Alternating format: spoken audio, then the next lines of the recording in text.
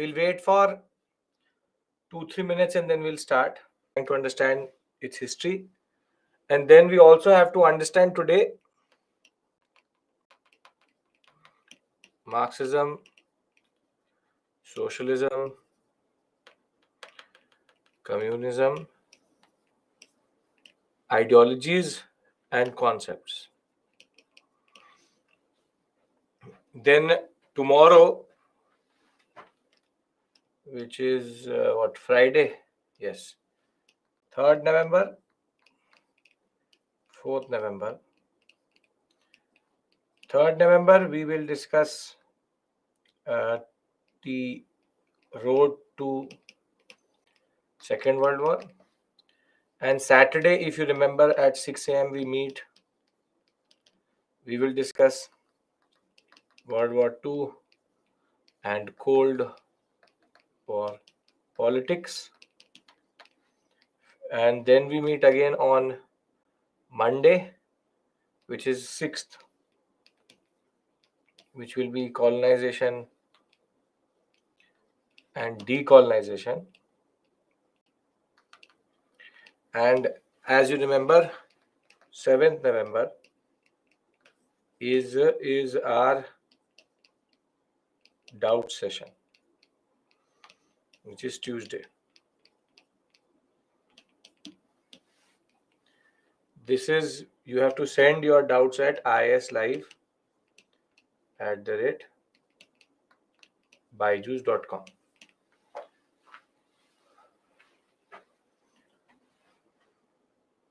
Signing of armistice is the cease of the war. The cease of the war. Treaty of Versailles after that.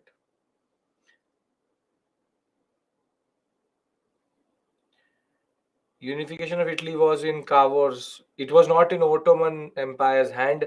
Little bit was with Austria. Austria has a border with Italy.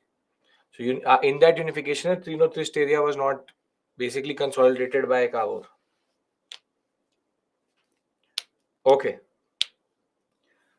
I'll wait for a minute more and then we'll start. But this is basically our story. Is it Germany the main reason for First World War? No. The Second World War is fully Germany's fault. First World War, as you saw, was an interplay of multiple factors.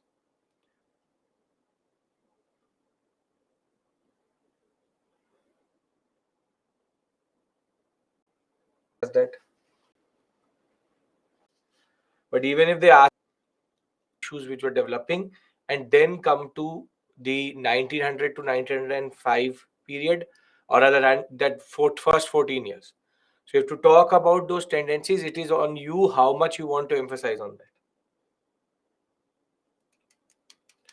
Okay.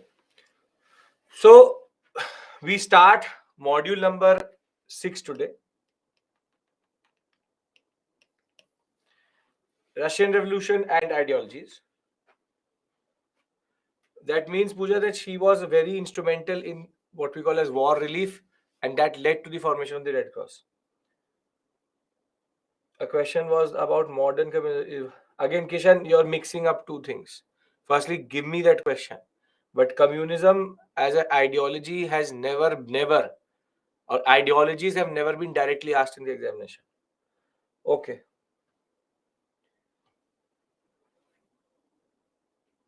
Immediate causes assassination of, yes, Sarajevo crisis. Okay.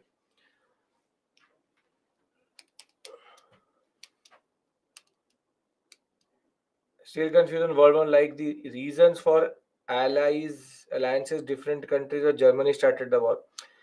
Firstly, Germany did not start the war. So it was in PSI or optional. So Kishan, that is not of a discussion we have to do here. So this is a GS level world history we're doing. You're talking optional level PSIR. And as it is, the emphasis changes totally. You have to talk about, when we talk about causes, alliances was one of the cause. Germany did not start the war. Serbia started the war. So try to understand that everything which we've been doing is about how every country reacted, but for that there was a factor. So they are not going to ask you to Germany. I will show you the question which came previously asking you who was responsible for the war. But if you're still going to say that Germany is responsible for the war, then there's a problem. Because then that whole backstory is useless. Second World War, yes. First World War, no.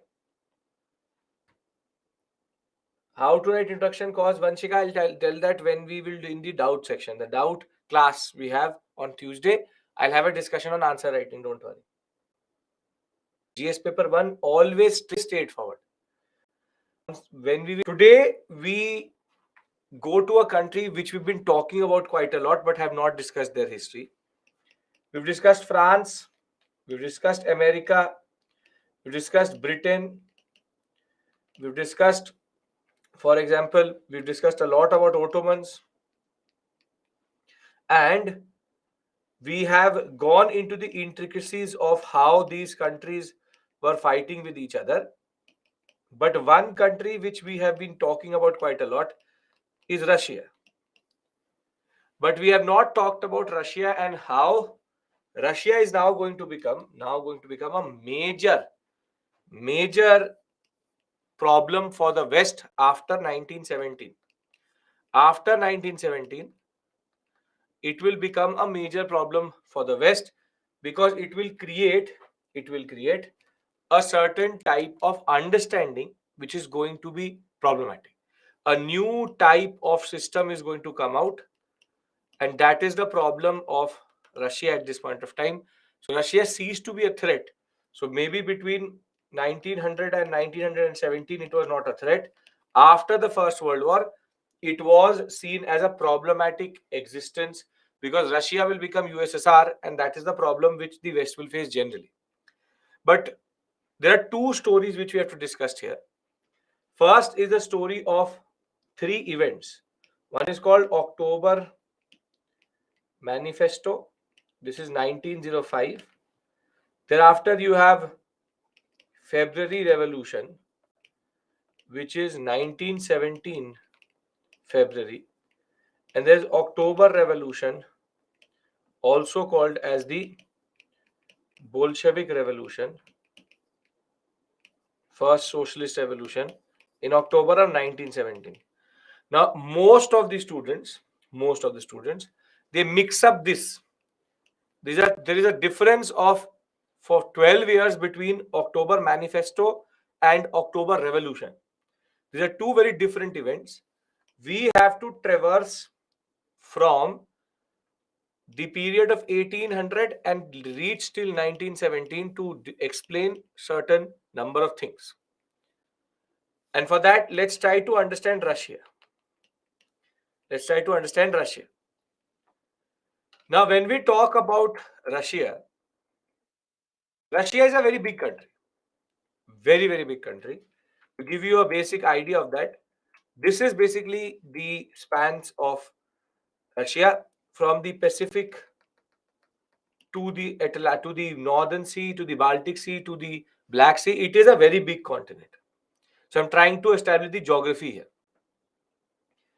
But whilst it is a very big continent, close to 70 to 80%, 70 to 80% of its population is actually towards, I'm not saying USSR, I'm saying Russian Empire. USSR, I will discuss with you later. That's a separate issue altogether. The point is that Russia, the western sector, has more population than the eastern sector, wherein most of their population is concentrated in the western sector. And the reason for that is that this is basically the European side, the Atlantic side. And in a way, it is believed that the Ural Mountains are like a division between the two parts of Russia. Yes, Shreyank. Now, most of the important cities, this is Russian Empire, from Moscow to St. Petersburg to Riga to Minsk to Vilna to what we call as Sevastopol, all are on this side. Now, the all-weather port, the all-weather port of Russia is Sevastopol, because it only is the port which does not freeze in the winters. Their biggest and most busiest port is St. Petersburg. But the problem is St. Petersburg, the Baltic Sea, and this whole sector in the winters is not very, very navigable. So the point, what I'm trying to argue here is it's a very big empire, but its geography is also its weakness. Because when it came to movement between the two parts of Russia, from western to eastern, there is and used to be a train called the Trans-Siberian Railway, which is that there used to be one or two trains which used to go up and down. But at this point of time, traveling from, for example, Moscow to Vladivostok could take you 2 to 3 months. And the train itself used to take 15 to 20 days. So their movement between this part and this part is very, very slow. Is very, very slow. But the empire itself is very, very big. And most of Russia is a desert, basically cold desert, which is called the Siberian sector. This area which you see is yellow, this is basically the heart of Siberia. This is called the Siberian sector, and they're very close to the Arctic Circle, and that is why they're very, very, very cold environments. Minus 50, minus 60, minus 60, minus 30 is considered very, very normal in this sector. So first thing which I've tried to establish, or I'm trying to establish, is a very simple point, which is that geographically, Russia's or Russian Empire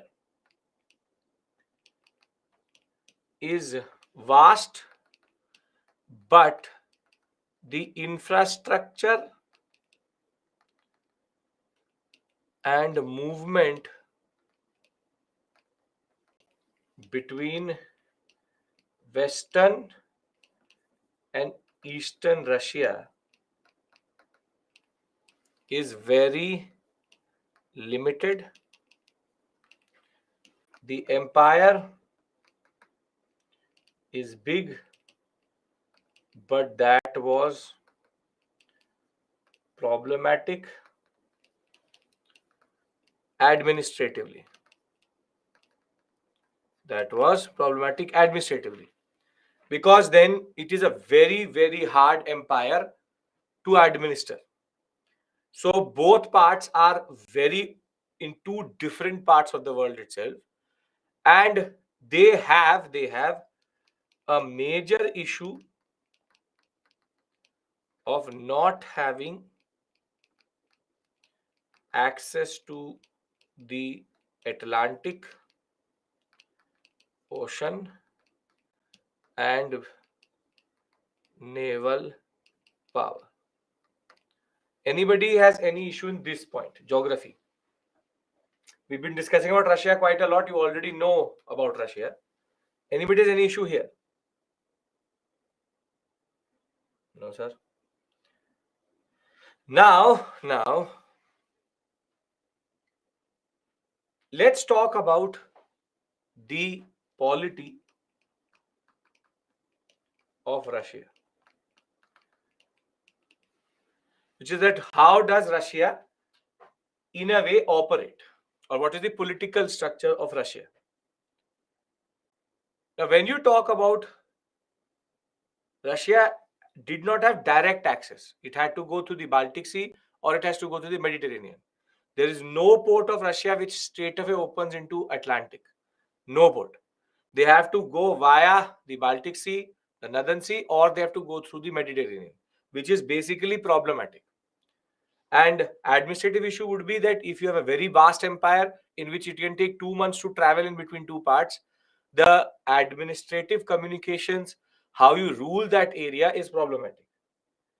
So the point is that they have their biggest strength, which is their geography, is also their biggest weakness. because they can't respond quickly to things. Right? Can we talk about polity?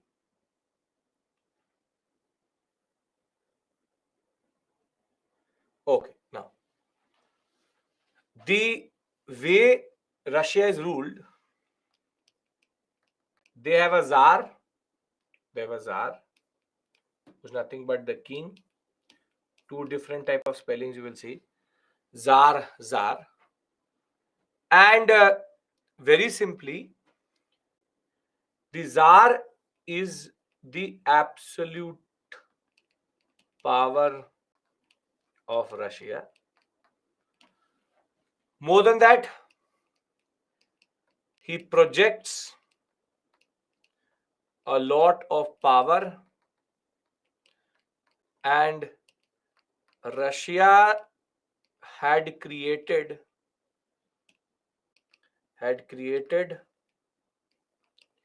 a very strong image of its rulers and the power of Russia. Basically, they claim to be very mighty and divine, which is that they claim to be the most powerful nation empire in the world itself. Under the Tsar, there was something called the Duma. Duma is a word for parliament. But this institution was not representative and just nominated by the Tsar to show that there was democracy. Divine in the sense that God himself made the Russian Empire. The king is divine. So the point is that this institution is a fake institution. So all power is concentrated here. And the biggest point is questioning the Tsar was unimaginable. That you are not going to question the regime, you are not going to question the Tsar. So he has created a certain image about himself, and most of the rulers of Russia come from a dynasty called the Romanov dynasty. And for our story, three people are important. Alexander I, Tsar Alexander I, Nicholas I. Have we discussed about Nicholas I previously?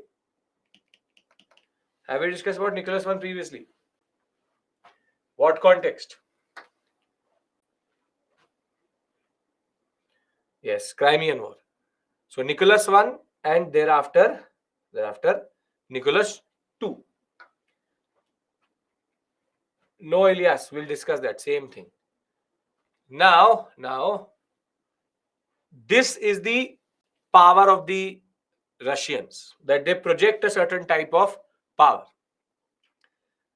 But the problem in Russia will start to become evident if you'll go into social and ethnic. What was the biggest weakness? Of the Ottoman Empire? Don't give me that concept of administrative and this that. The reason for the dismemberment of the Ottoman Empire was what? Very good. Diversity and multiple ethnicities. So basically, it was the minorities which allowed for the Ottoman Empire to go out of hand. The Ottoman Empire's biggest strength was its diversity, but it became the biggest weakness also in the era of nationalism. And that was because the Ottomans never Ottomanized their minority. Now, Russia was also multi-ethnic. Russia was also multi-ethnic. Wherein, if you look at this map, every color represents a different ethnicity. So you have the majority, which is the Russians, the red color. However, you have Ukrainians who are different culturally to the Russians. You have the Belarusians who are again different. Then you have the whole Central Asia sector. Kyrgyzstan, Tatars, Uzbekistan, the Kyrgyz, the Kazakhs, the Uzbeks, the Turkmeni, the Azerbaijani. And then you even have Georgians. Finland used to be a part of it. The Lithuanians, the Estonians, the Latvians. The point is, it is very, very, very diverse. If Ottoman Empire was diverse, for example, for 50% or 100%, Russia is 200% more diverse. It is also it is multi-ethnic, very diverse. Very diverse. And the point is that throughout its empire, religious, not religious, but ethnic minority population was spread throughout the empire.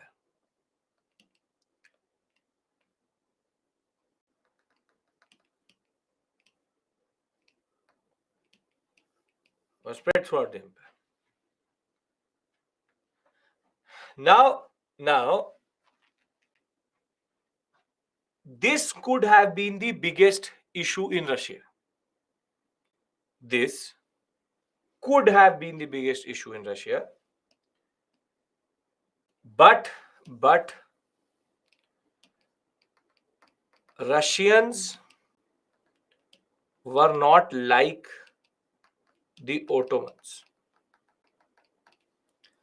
And against the ethnic minorities,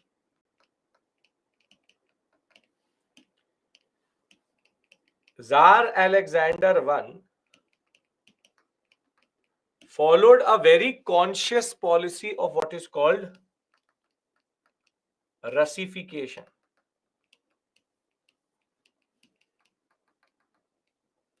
Policy of Russification, which is that through force, through coercion, ethnic minorities were made to accept Russian culture. So they had to give up on their languages, eating habits,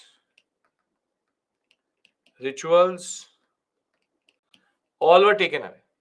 Basically, they speak like a Russian, they think like a Russian, they eat like a Russian, and they look like a Russian. However, they were ethnic minorities. So Russia, in a way, eliminated the biggest threat to their empire from within. From within.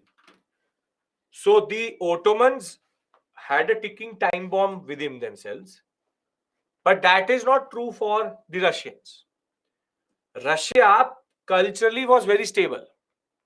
As much as there is a lot of imprisonment, there is force coercion. After a certain point, after 2 to 3 generations, the Russification policy starts to become more and more evident. So the Ottomans and the Russians have same thing in common, which is big empire, multiple ethnicities.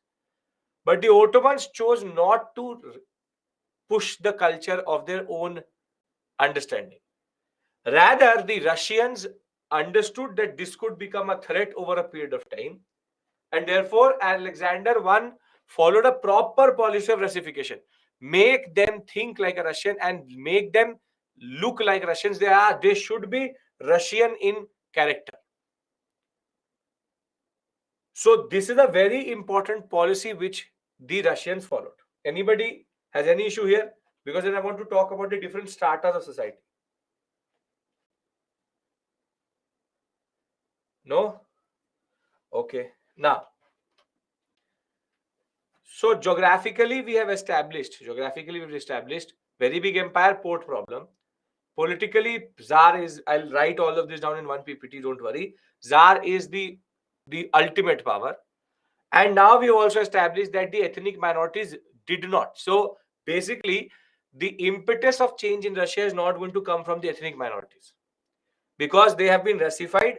Therefore, the threat of the ethnic minority is not there only. However, when we talk about the social structure or social stratas, that is different.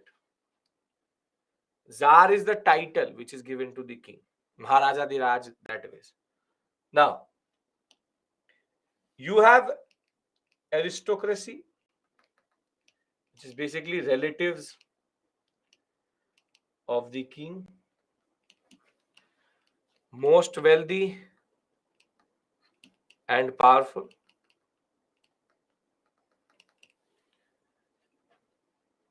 What does the Russification include? Everything. Everything. Whatever you can imagine is included in that. But it is the peasant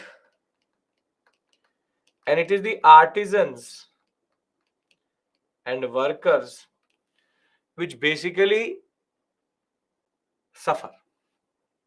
But more of the peasants. Russia never had a proper industrial revolution. Limited state sponsored aristocracy is the name of the person, group. It's a name of the whole.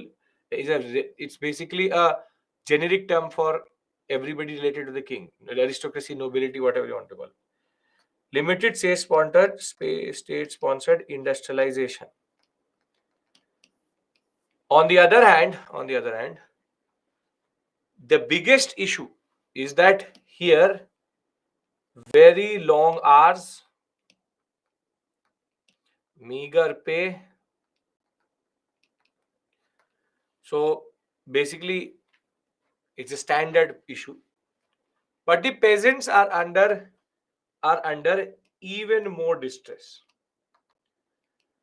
because till 1861 feudalism existed. After 1861, something called redemption payments were the issue. Now I'll tell you what this means. Everybody's with me till this point, no issues? I'm trying to set the scene. Much like the French Revolution, I'm trying to set the scene for Russia, which is that what does Russia look like, what it is, how it is, before we go into and understand the revolutions. Okay, now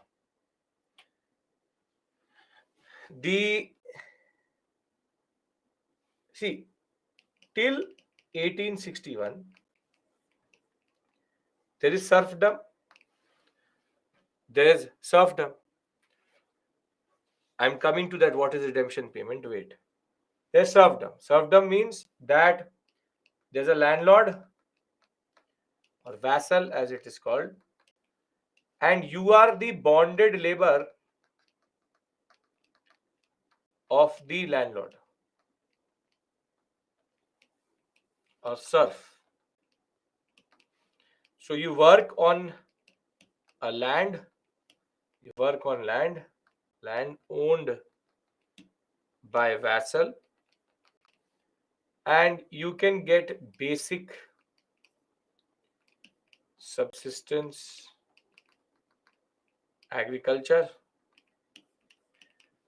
out for your own purposes. Very basic, very straightforward.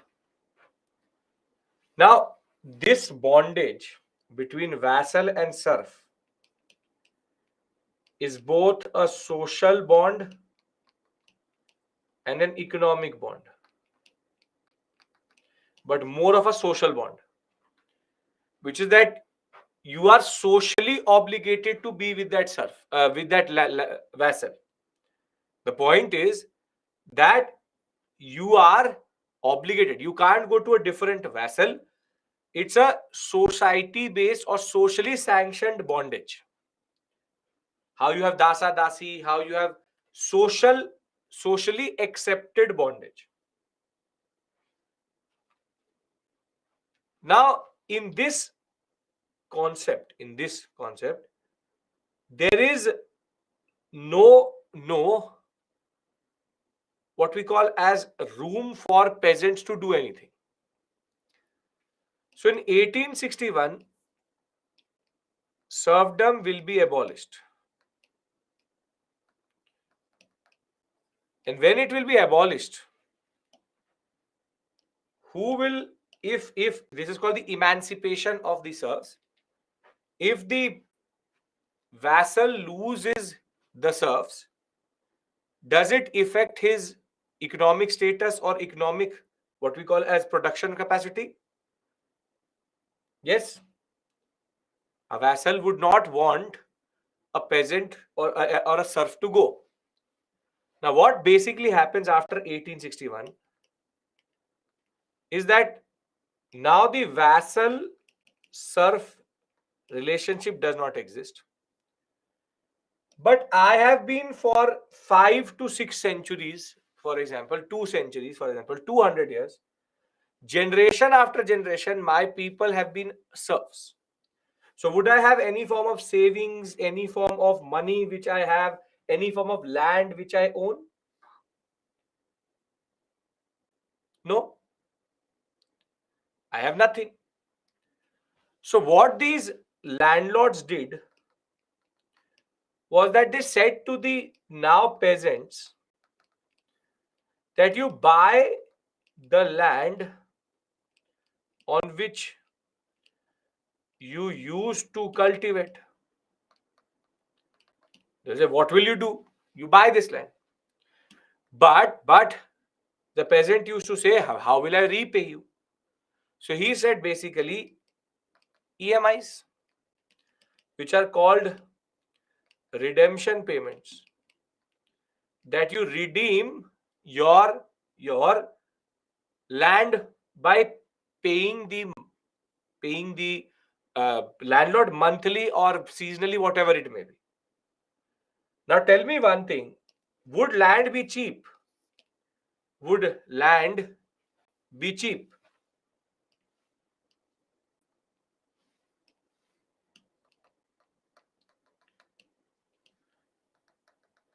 No. Very good. So basically, now the peasant goes into a debt trap.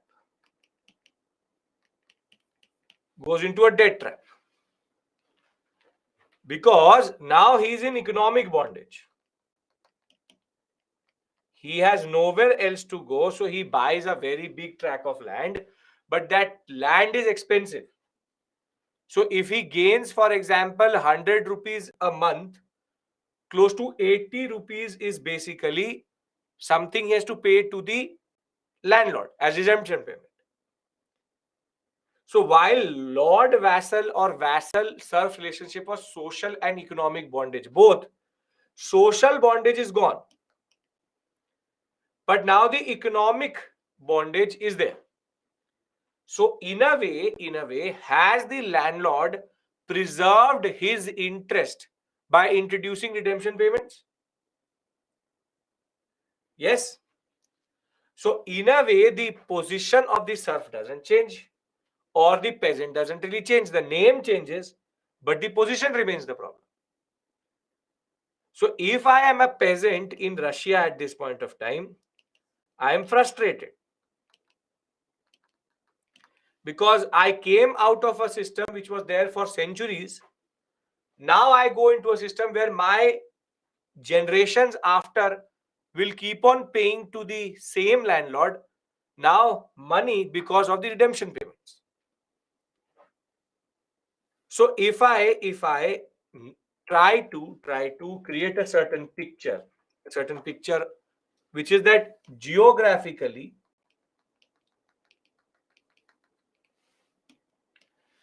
Russia is vast, but the vastness of empire is also problematic.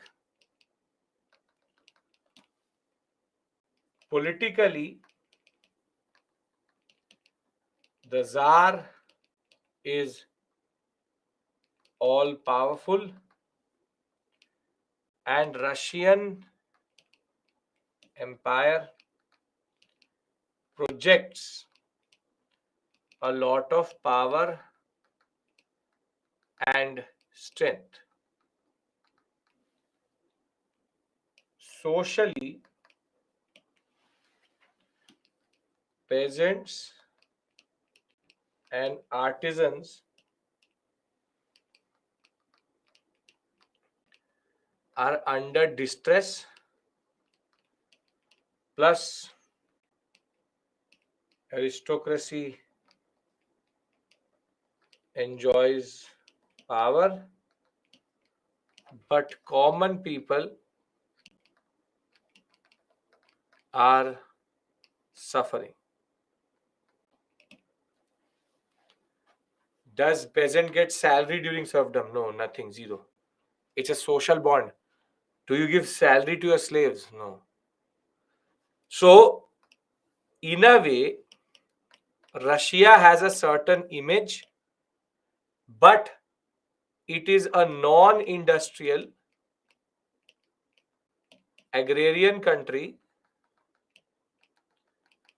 with Tsar as absolute power. Now, anybody has any issue in what is written on this slide? Anybody has any issue on this slide?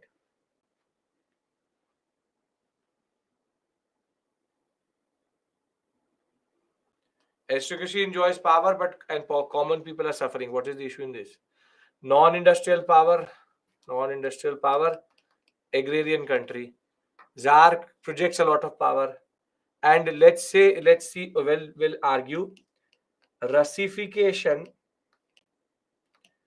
made sure that ethnicity was not a problem for the empire. For the empire. So very simply, when we talk about Russia, it has a certain type of climate does support agriculture, the Western European sector. The point is, what was the motive behind abolishing serfdom? Because serfdom is an inefficient system. So you try to, because the West was changing, they were trying to industrialize. So the prerequisite to industrialization is this only. What is the last point? Peasant and artisans are under distress. Or aristocracy enjoys power, and that is the basic point. People suffer, aristocracy. Have we seen this type of situation in some other country in Europe? We have France. France was also like this. The old system was problematic. So you can see that the recipe remains the same. So this is not from where the question is going to come. The question is, if we understand this, now one thing is very clear, that in Ottoman Empire we saw that the change came from the ethnicity, the problem of nationalism. But if you look at it, nationalism will not be a problem for Russia.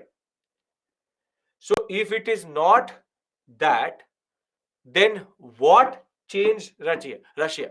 What happened in 1905 that Russia had to change and have the October Manifesto? So can I now transition to the second part of the discussion, which is, this is all to tell you that Russia will never have a problem as the Ottoman Empire or the other European powers. Nationalism is not a problem for Russia. Then how did Russia change? For change, there needs to be a cause. In all of this, you don't find a cause. This is just a situation. Can we now transition to the second part of the discussion?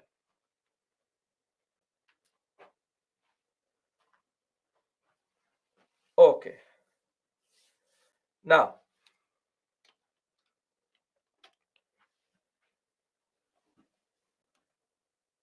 the way Russia changed or was forced to change before 1861 serfdom, after 1861 redemption payments, socially economically bonded, later only debt trap. Now, the way Russia changed was repeated humiliation and hollowness of power was shown.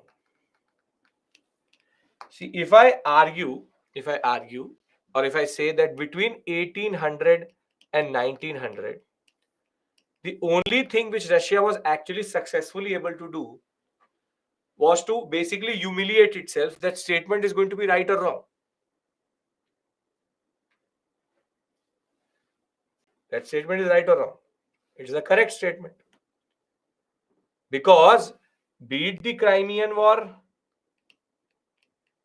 1853-56, or beat the Great Eastern Crisis, 75-78, in both contexts, Russia lost.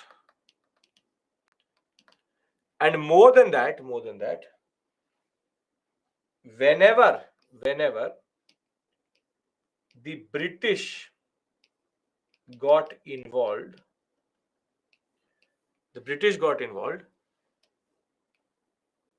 Russia had no standing. Now, if I'm a Russian who's been beaten up by the Russian police in the name of the Tsar, and my country loses twice to Britain, will I now start to question why am I getting beaten up by the police? And will I question the fact that they talk big, but they have nothing to show for? So this century is basically called the century of humiliation.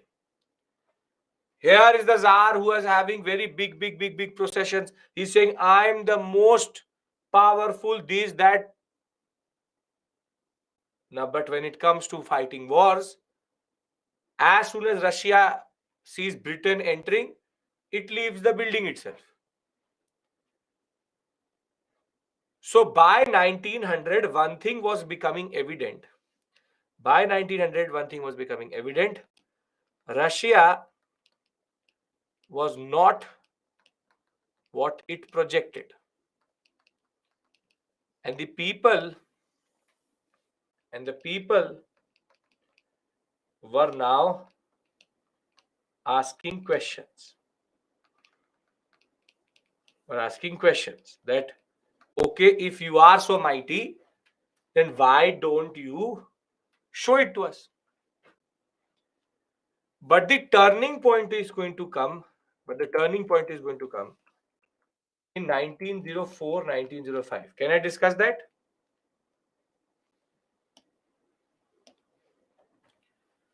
Very good. See, till 1900 or by 1900,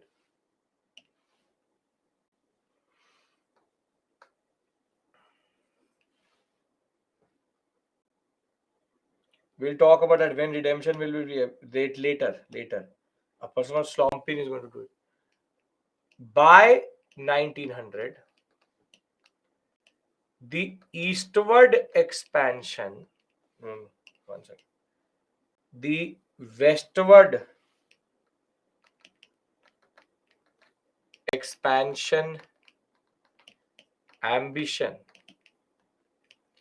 of Russia was checked by Austria, Germany, Ottomans, but specifically Britain and France. They made sure that westward expansion was not possible. No, this is not Ritika. This is still 19045. 1914, 17, they will exit. So they made sure that westward expansion was not possible. So now the Russians decided to go east. And when we talk about the east, there was one sector which is called Manchuria. This is called Manchuria. Manchuria, though, is very close to the Russian, to the Chinese. It was not claimed by the Chinese directly. Just next to the Mongolian sector, Manchuria is a very fertile area. It's a very, very fertile area. Now the Russians wanted to control it. The Russians wanted to control it. However, there was one more power which wanted to do it, which is Japan. Japan, by this point of time, was already dominating in the Korean sector, but they were extremely interested in Manchuria. Now, over Manchuria,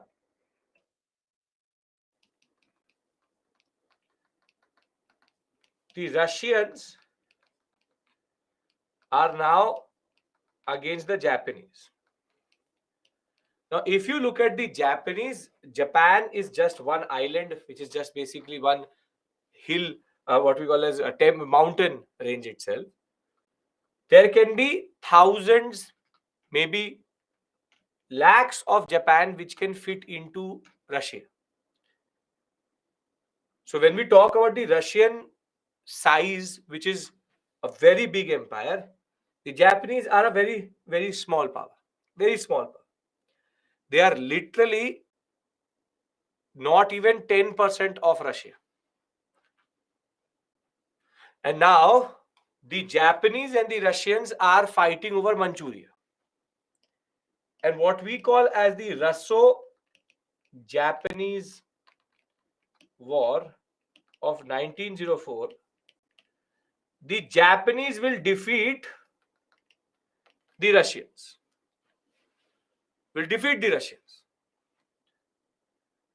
And the reason, because the military was concentrated in West. And by the time the Russian military reached the Japanese sector or the Japanese side, the war was already over. And the Japanese very quickly even signed a treaty, or basically had a conference through which internationally they got recognized also as the rulers of Manchuria. Now this is a problem.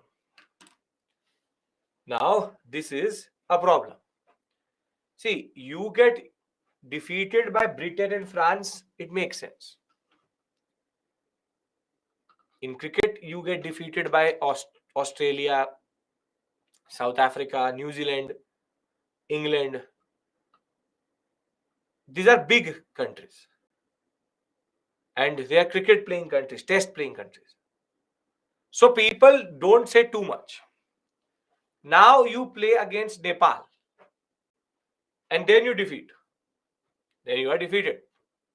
Then people will start to ask questions. And this is basically what has happened for the Russians.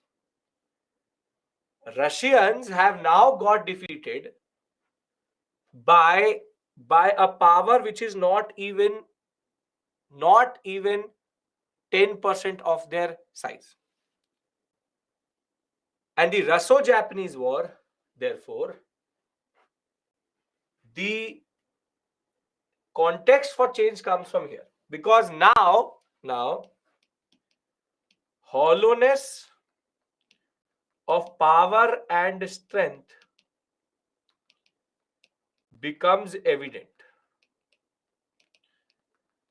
See, you get defeated by Britain, France, we understand. Britain is the foremost power, the most powerful nation in the world. Okay. But you get defeated by the Japanese, means there's a problem. And basically, the first impetus for change, the first catalyst for change was all the prevailing conditions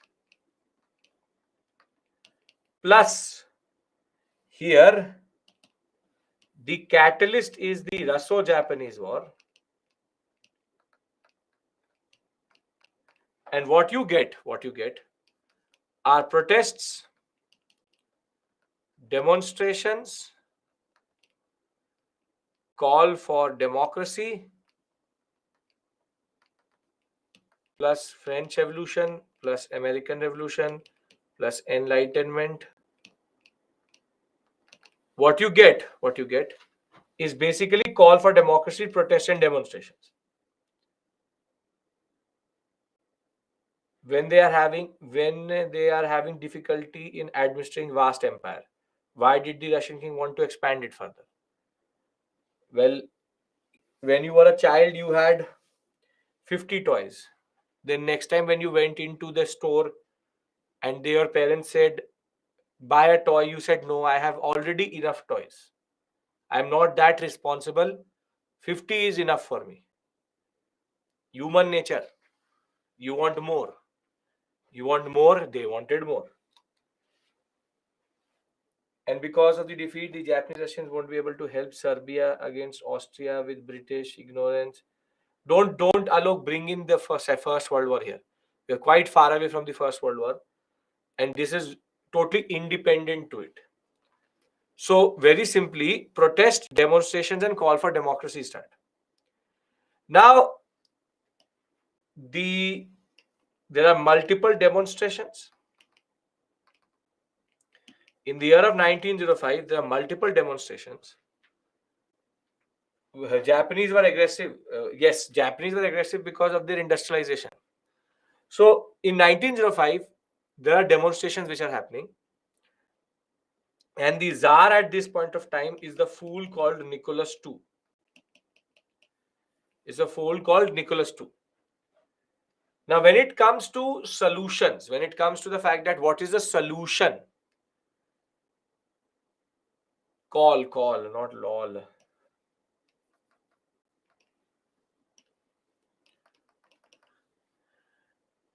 When it comes to solutions for demonstrations, Tsar Nicholas II only has one solution, which is shoot the people. They only know one thing, which is shoot. Now, what is going to happen is that on 22nd January 1905, there were close to 3,000 to 4,000 protesters in front of the Tsar's palace, protesting for change after seeing the hollowness of the power of the ruler. And Tsar Nicholas II is going to give the shooting orders, shoot at sight. And in this, close to 1,000 people will die. And this moment is called Bloody Sunday. It's called Bloody Sunday. It was a Sunday, 22nd January 1905. It's called Bloody Sunday. And this will be a turning point. This will be a turning point. So basically, the Russo-Japanese war defeat plus prevailing frustrations plus enlightenment, new ideas, and add to it plus Bloody Sunday,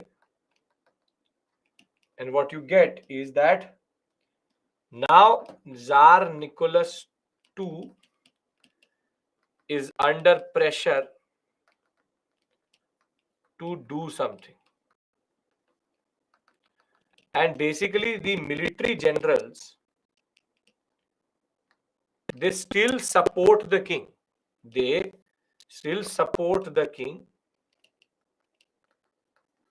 But the problem is some form of concession is warranted. And that concession is called the October Manifesto of 1905. It's called the October Manifesto of 1905.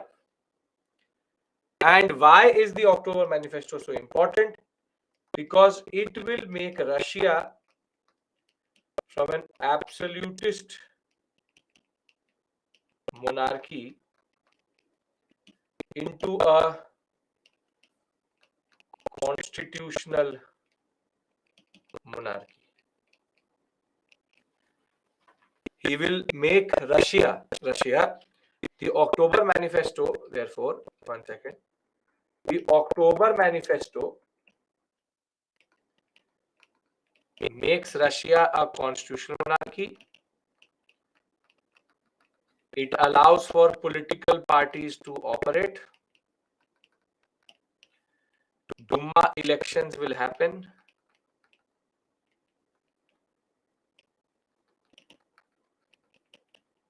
And the most important, civil liberties were given.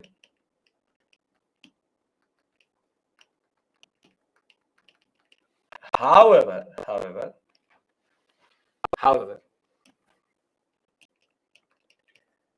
Nicholas II does not want to implement properly. So he was again basically doing a drama. Now this will explain why Britain and Russia will go into a alliance in 1907. That basically the British will argue that the Russians have changed. However, Tsar Nicholas II had no inclination of actually doing anything. But this will invariably pave the way for the October Revolution or the Russian Revolution of 1970. Because these political parties, there will rise one political party, the Social Democratic Workers' Party, which will thereafter split under the leadership of Lenin, and they will become what we call as the Bolsheviks and the Mensheviks. And that is the Bolsheviks who basically are the architects of the Russian Revolution. But in order to understand the Bolsheviks and the Mensheviks, Lenin, you need to understand ideologies. You need to understand ideologies and this concept of socialism, communism, and aspects related to that. Now, very simply, what I am going to do now, till this point, does it make sense? Does it make sense? Yes. I am going to consolidate through the PPT. Then we'll talk about ideologies. And then we'll take a break and come back to Russia. So now I'm going back and revising everything with you so that we can thereafter talk about ideology. Now my main agenda is to cover ideologies with you. So Russia on the eve of the revolution on the eve of the revolution was a very multi-ethnic nation with multiple what we call as ethnicities, and over and above that, the Tsar had followed a policy of Russification through which he had converted all the minorities to Russian language. He confiscated their property. Russian culture was pushed onto them properly. The person who was ruling when things were changing was that Tsar Nicholas II came to power in 1894, but he is literally useless, has no idea how to manage Russia generally. So Tsar Nicholas II himself made Russia constitutional monarchy and became himself the constitutional monarch. Now, if I dig in a little bit further into Russia, you have the aristocrats who enjoy everything. Peasants and workers are the ones who are under distress. They basically embody the same type of anger which was there in France. Peasants were under a very pitiable condition with close to 80% of the population in agriculture itself. In emancipation, before emancipation, they were serfdom till 1861, which is very late. This is the last country to actually abolish serfdom. And once they basically came out of serfdom, they went into long redemption payments. Majority of the peasants lived in poverty, and 1/3 of them were even landless. Workers, on the other hand, very, very limited industrial, we will not even call it industrial revolution, we call it industrialization. And that also bring in a lot of misery for the workers. Between 1912 and 1914, 8,000 strikes were there. And 270 gold mine strikers were just shot. All of them were shot by the police when they were protesting. So very simply, if you add to all of this the rising concept of liberty, fraternity, and the concept of civil liberty in the West, now Russian writers such as Leo Tolstoy or Dostoevsky now started to talk about how the state is not complete. And now the political awakening of the people will happen. They will start to ask for political rights, and that will pave the way for the Russo-Japanese war to happen in 1904, 1905. Russia could not move towards the west, so it had to go towards the east. However, Japanese were already entrenched in Korea, and they wanted Manchuria. And therefore, the Russians will not be able to respond the right way because of the inefficient Trans-Siberian Railway. And the Japanese will win this sector and also then go and make the US and UK accept the fact that it rules over this area. And this will be a turning point. Now, the impact of this war is that the hollowness of the Russian claims of power was showcased in front of the world. The divine position of the Tsar at home was destroyed and protests were intensified. The Russians had imperial ambitions which were now checked in the east by Japan, west by Austro-Hungary, and Austro-Hungary or Austro-Germany, and Russia will now try to, in a way, change itself.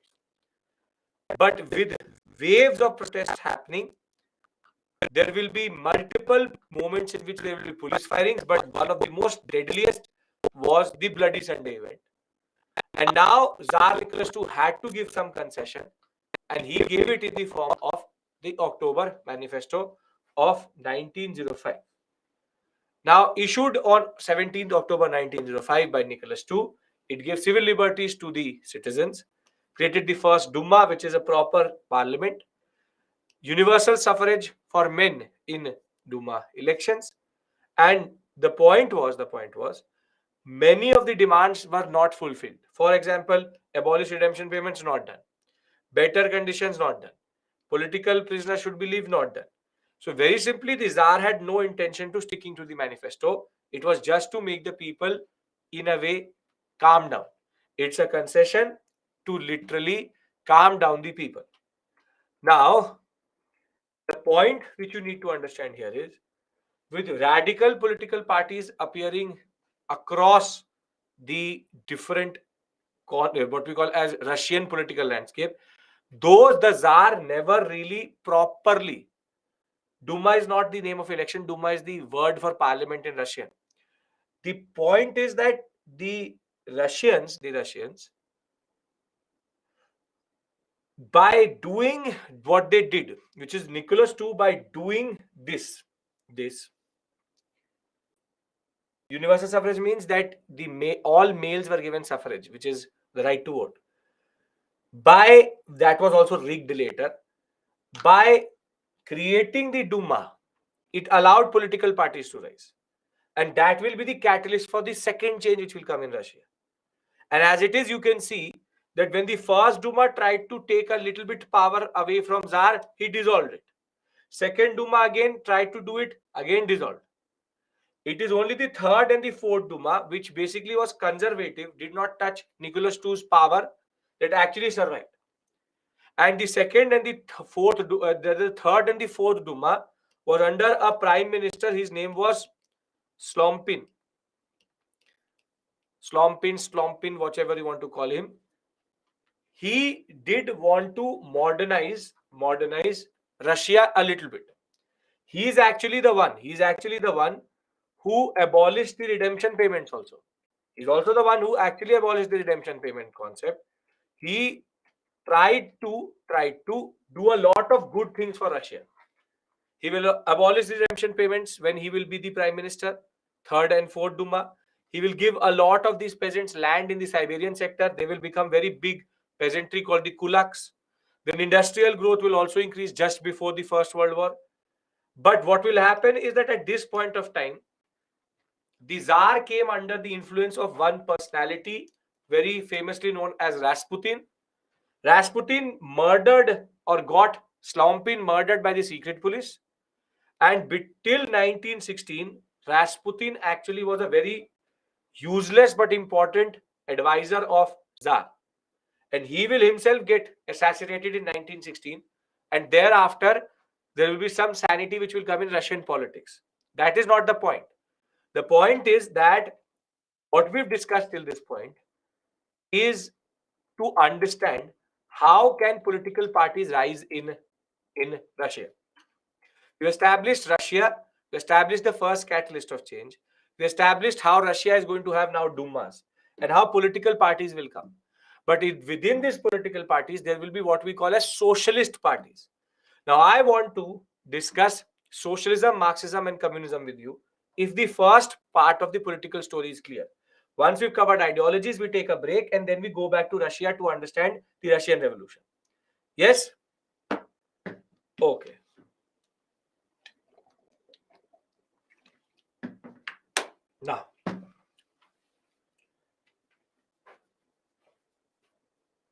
Now I need your attention.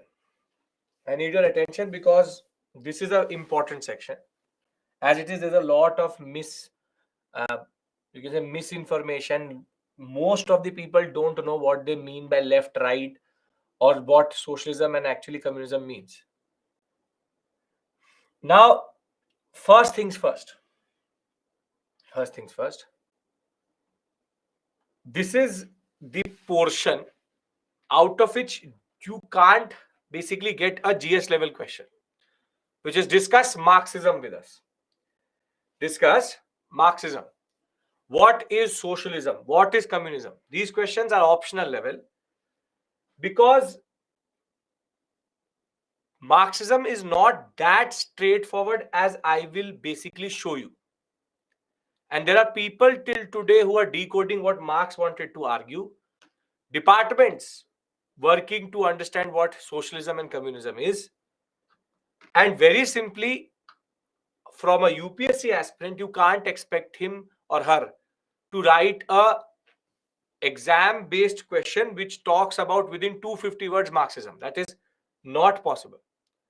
But this discussion is important because the world is going to be obsessed with socialism between 1917 and 1992. So you need to understand what it is actually. The first thing you need to understand that the question from this area is more or less very unlikely. Now, the second thing is what I am going to discuss with you is in no way exhaustive because When you say Marxism, which is an ideology, what Karl Marx said, there is no one type of Marxism. There's vulgar Marxists, there's structuralist Marxists, there's non-structural Marxists, there are Althusserian Marxists, Perry Anderson, British School of Marxism. There are multiple people multiply interpreting the understanding of Marx, and therefore Marxism, what I am going to tell you, is to cater for the examination. So I'll be happy to share books if you want to read. I have done myself 6 to 7 months within our MPhil and within our masters. We understand Marxism, but that is a 6 to 7 month long process. That out of that, I am giving you what really matters for the purpose of the examination. So do not think that Marxism is what is I'm telling you. Marxism is much, much, much bigger than what we actually are going to understand.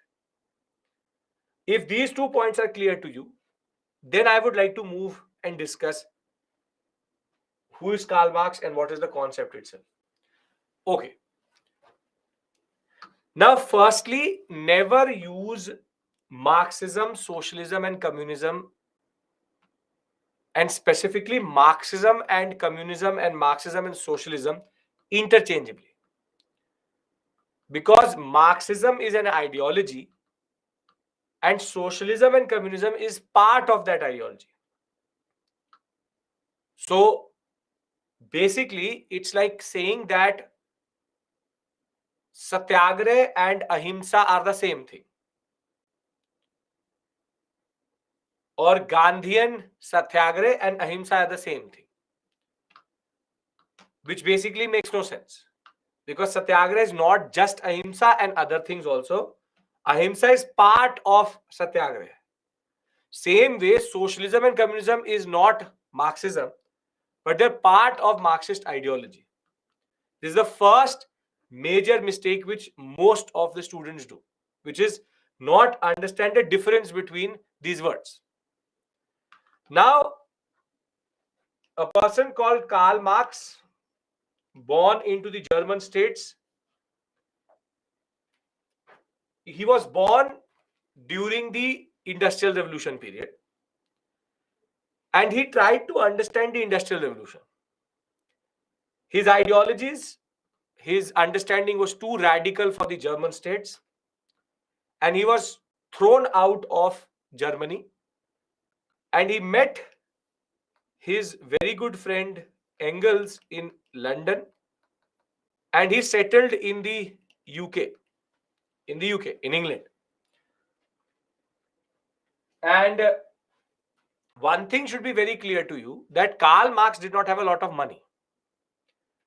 But when he did reach London, he reached London when the Industrial Revolution was at its peak, which means that he saw the death, the destitution, the plight, and the way capitalism was operating at the grassroots level. It is believed that Marx didn't even have a coat which he could wear to the library, and he used to borrow everything from Engels. And Engels' father was actually an industrialist. So he understood the industrial side also well, the capitalist side, because his friend was the son of a capitalist. And Karl Marx, on the other hand, was a person who was looking from both sides. He was looking at the peasants also, at the workers also, and second, as what Engels was gaining out of it. So one thing is very, very clear. When Karl Marx is talking about capitalism, he actually was there to see how capitalism rose to become what it is today. And that is why he tried to, in a way, predict the future, and also, in a way, tried to explain history. Now, the context of Marx is important because people tend to argue, why is he the specialist? He's the specialist because he understands the thing, what we call as as a way of looking at it firsthand. He has seen the Industrial Revolution. Now, if this is clear, I want to go into terminologies and how Marx explains all of history and what is going to happen in history in his understanding. Based on the Etienne Brumaire, based on the Communist Manifesto, based on the Das Kapital, I am now going to basically discuss Marxian ideology with you, which is the basic concept. Can we start our discussion? Because now I want you to concentrate with me. Can we start our discussion? Yes, sir. Okay. Now see, Marx used two words, which is his basic two words: mode of production and means of production.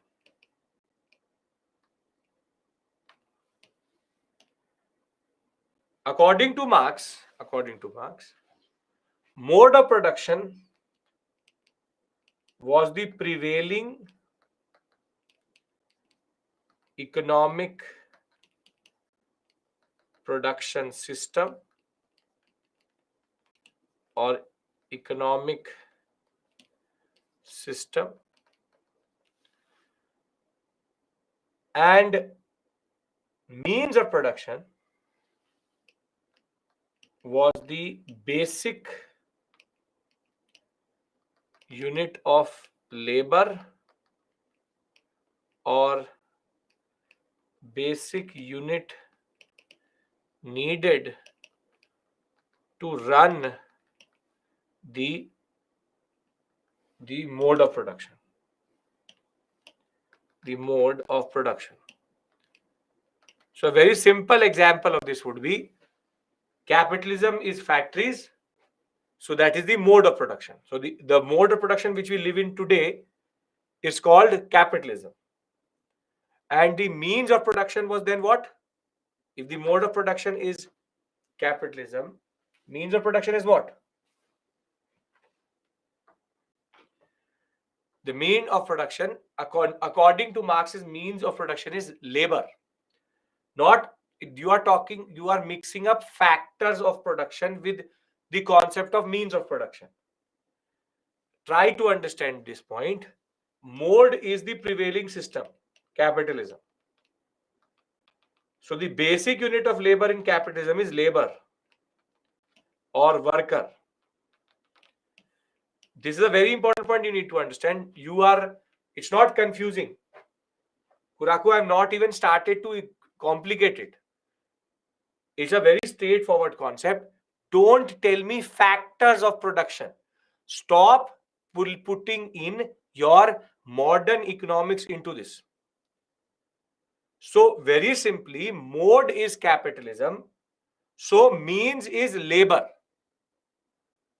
If this is going to prove if you understand or not. If car is the mode of production, what is the means of production? Means cannot be machines because machines also need labor. Very good, Vedshri, Purva, Kishan. Labor, steel, person who made it.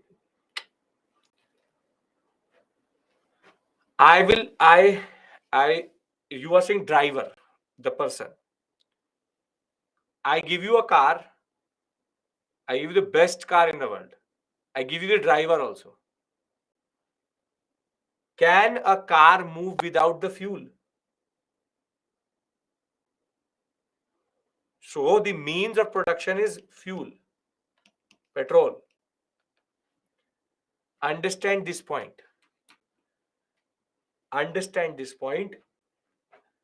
Everything else, the steering wheel, the driver, everything else is helping the fuel run the system. So without labor, there is no capitalism. So mode of production is prevailing economic situation, economic system. Means of production is what is the basic unit of labor which is needed to run that. In Marxian ideology, it is always the human element. So we don't have to do a thesis here. But without driver, car cannot move. But if you have a driver, car will move without fuel. You tell me, which is more important, the fuel or the driver? You tell me. The fuel. If you don't have the petrol in the car, what will the driver do? Go into the tank and run the engine. So car is the mode. Thereafter, the way the car works is because of fuel. If the car is EV, then it will move without fuel. So EV car works on air. हवा भर देते उसमें और चलने लगता है वो. Come on, yaar, your logic is EV cars need electricity. So if you are trying to be dumb, that's a separate issue altogether. But EV car runs on electricity. Or you just sit there and the car automatically works. Then the global warming is done only. No issues. Everything should work like सबको EV कर दो बस. Write EV on the car and it will work. So try to understand this point. The straightforward point is, I don't need to prove to you this. We are not having a debate. This is what Marx said. So yes, today's industry is substituting labor. But will the machine work without the coding of an engineer? Or the machine will automatically work? So isn't the machine still a factor of production and the engineer or the labor, which is the means of production? Machines don't work in themselves. Yes, they can reduce the number of labor, but it will not eliminate it. Again, not having a conversation with you, I'm telling you. So don't try to counter me, because I am not going to get countered, because I am telling you what Marx said. So you may think differently. Sure, that is your opinion. That is your ism. We are talking about Marxism. Mode and means of production in Marxian ideology is how the system works. It will mostly be human element. So can I now move to the second part, which is, how does Marx actually divide all of history and what is his projection for the future? Okay. So means, mode, whatever you want to do, you do. But in Marxian ideology, capitalism, labor is the way it works. Car, fuel, factory, labor, that is the way it works. Factors of production are different. Means of production are different. Don't give me NCERT level or modern, any random book base, because in modern terms, we tend to interchangeably use factor and means. But in Marxian ideology, means is a very specific term which he uses. Okay. How Marx was registered to Russia. He was not even related to Russia, had nothing to do with Russia. Let me first tell you what it is. Now, what Marx argued was that, see, if you are in pain, if you are under distress, you want that thing to stop, or you want the light at the end of the tunnel. I tell you that for 50 years you have to study for UPSC, and then maybe 51st year you will clear UPSC. You will literally stop because you don't see light at the end of the tunnel, and there's a misery which is there. So now Marx wanted to show to the people that capitalism is not where we will stop, but there is something greater and bigger which is waiting beyond capitalism. So in order to argue that, this is called, it's not a good thing, but Marx did it, which is called economic determinism, or the dialectical materialistic view of history. Now there are three words which I've used with you, or but I don't want to give you a very detailed understanding of that. Dialectical materialistic view of history. Dialectical means what we call as dvand or contradiction, which is that there's always a certain type of internal contradiction in a system. Materialistic means that, or historical materialism is basically understanding everything through the lens of economics. Marxist teacher was Hegel. Hegel was an idealist. So what Hegel argued was change comes in history because of ideas. But his student Marx argued no, change comes through when there is economic change. So the driver for Hegel would have been ideas, but for Marx it was the concept of economic materialistic change. So he argued that Hegel argued ideas change the material world. But Marx said no, your economic status changes your ideas, which is technically in a way true. If you are a beggar and I go and talk to you about how the crypto market is going up, you will actually, the beggar is going to listen to me. That how cryptocurrency is so volatile, there are issues in the crypto market, Sensex is going up, BSB. No, because his material context does not allow him to digest those ideas. On the other hand, what Marx would say, change his material context, give him money, and he will then automatically change his ideas itself. So Hegel would have argued the other way around, which is dialectical idealism. However, Marx said, no. The economic situation of a person, in a way, changes or what we call as conditions the ideas of people. You don't have to, I'm not writing anything down because this is not a lecture on philosophy or Hegel. I'm just trying to tell you where he's coming from. Whatever I'm writing down is important. These things are extremely complex. It's not that just a Marx thought about these things. There's Durkheim, there's Althusser, there are multiple people who talked about it. Marx is the first one to say about this.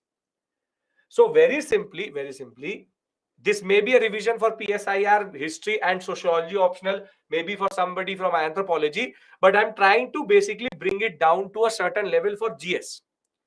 So Marx used two words, means and mode of production, and thereafter argued that the capitalist order is also not the full stop or the last stop of this whole concept. He argued that dialectical materialism is working and there will be change. So now he argued, and now please understand, this is the dialectical, this is called dialectical materialistic view of history. Now what Marx argued was that we were originally, and it's a very Eurocentric thing also, very only specific to Europe, the first mode of production which ever existed in society was called primitive accumulation, sometimes called primitive communism also, but I don't use that word. Primitive accumulation. This is the mode, and the means was hunting and gathering societies and people, which is that very simply, primitive accumulation was the earliest of history. You accumulate in a primitive way, and hunting and gathering societies used to do it. Then he said that with time came change, and we went into the second mode of production, which may not be true for India, which is the concept of slave mode of production. And this is basically in the context of Roman and Greek context. And here the means was slaves, which is not basically the slaves which you see as black slavery, like how in India you have Dasa Dasi tradition that way. So the first mode of production which ever existed was primitive accumulation. Accumulate through primitive means, which is basically hunting and gathering. Then he said that we moved away from that and went to slave mode of production, in which slaves used to work.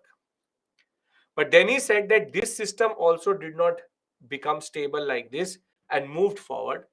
And we came to the third mode of production, which we have discussed previously also. The name of that mode was feudalism. And the means is going to be what? If feudalism is the mode, metaslic view of history, then means will be serfs. Very good. Bonded labor.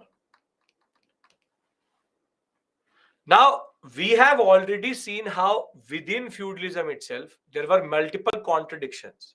That is the dialectics of it. And feudalism gave way to the mode of production which we live in today, which is capitalism, produced through the Industrial Revolution, means labor. Or the word which he uses quite a lot, proletariat. Proletariat, worker, labor, whatever you want to call, that is the word.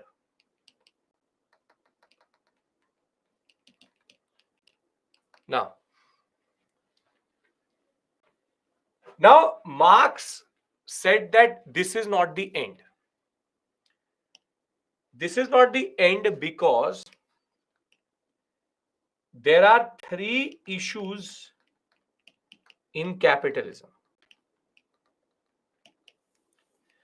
Three issues in capitalism. One is its character. Second is called class conflict. And the third is called class consciousness. Now let's try to understand how does Marx explain capitalism. Everybody's following me till this point? Everybody's following me till this point? Yes? Nobody has no issue? Okay. Now, good, great, perfect. This is heavy, but I hope and I think you are following it well, that is. Now, third issue is, I'll tell you, class consciousness, that I'm coming to it. Now, what Marx explained capitalism as a concept of a base and superstructure. Base and superstructure. This is called vulgar Marxism, economic reductionism it is called. In this, the workers are the base on which the industrialists exist, and at the apex is the state, which is basically capitalist state. So now, according to Marx, very simply, capitalism is inherently exploitative. The base is exploited to produce the superstructure.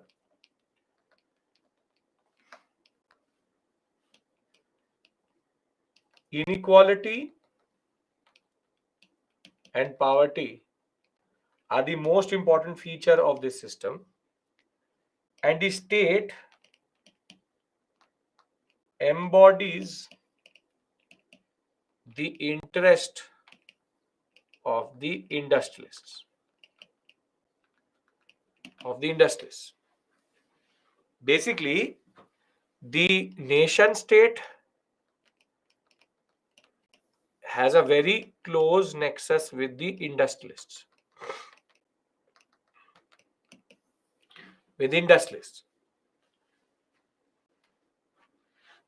So this system, a worker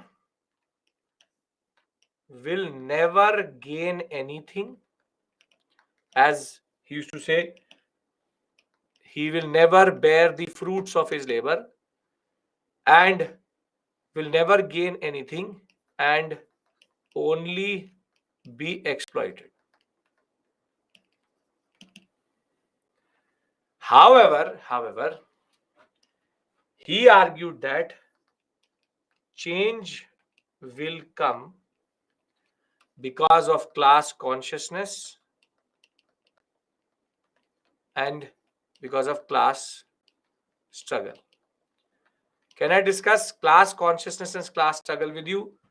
If this is clear, this should be clear. Yes, okay. Now, class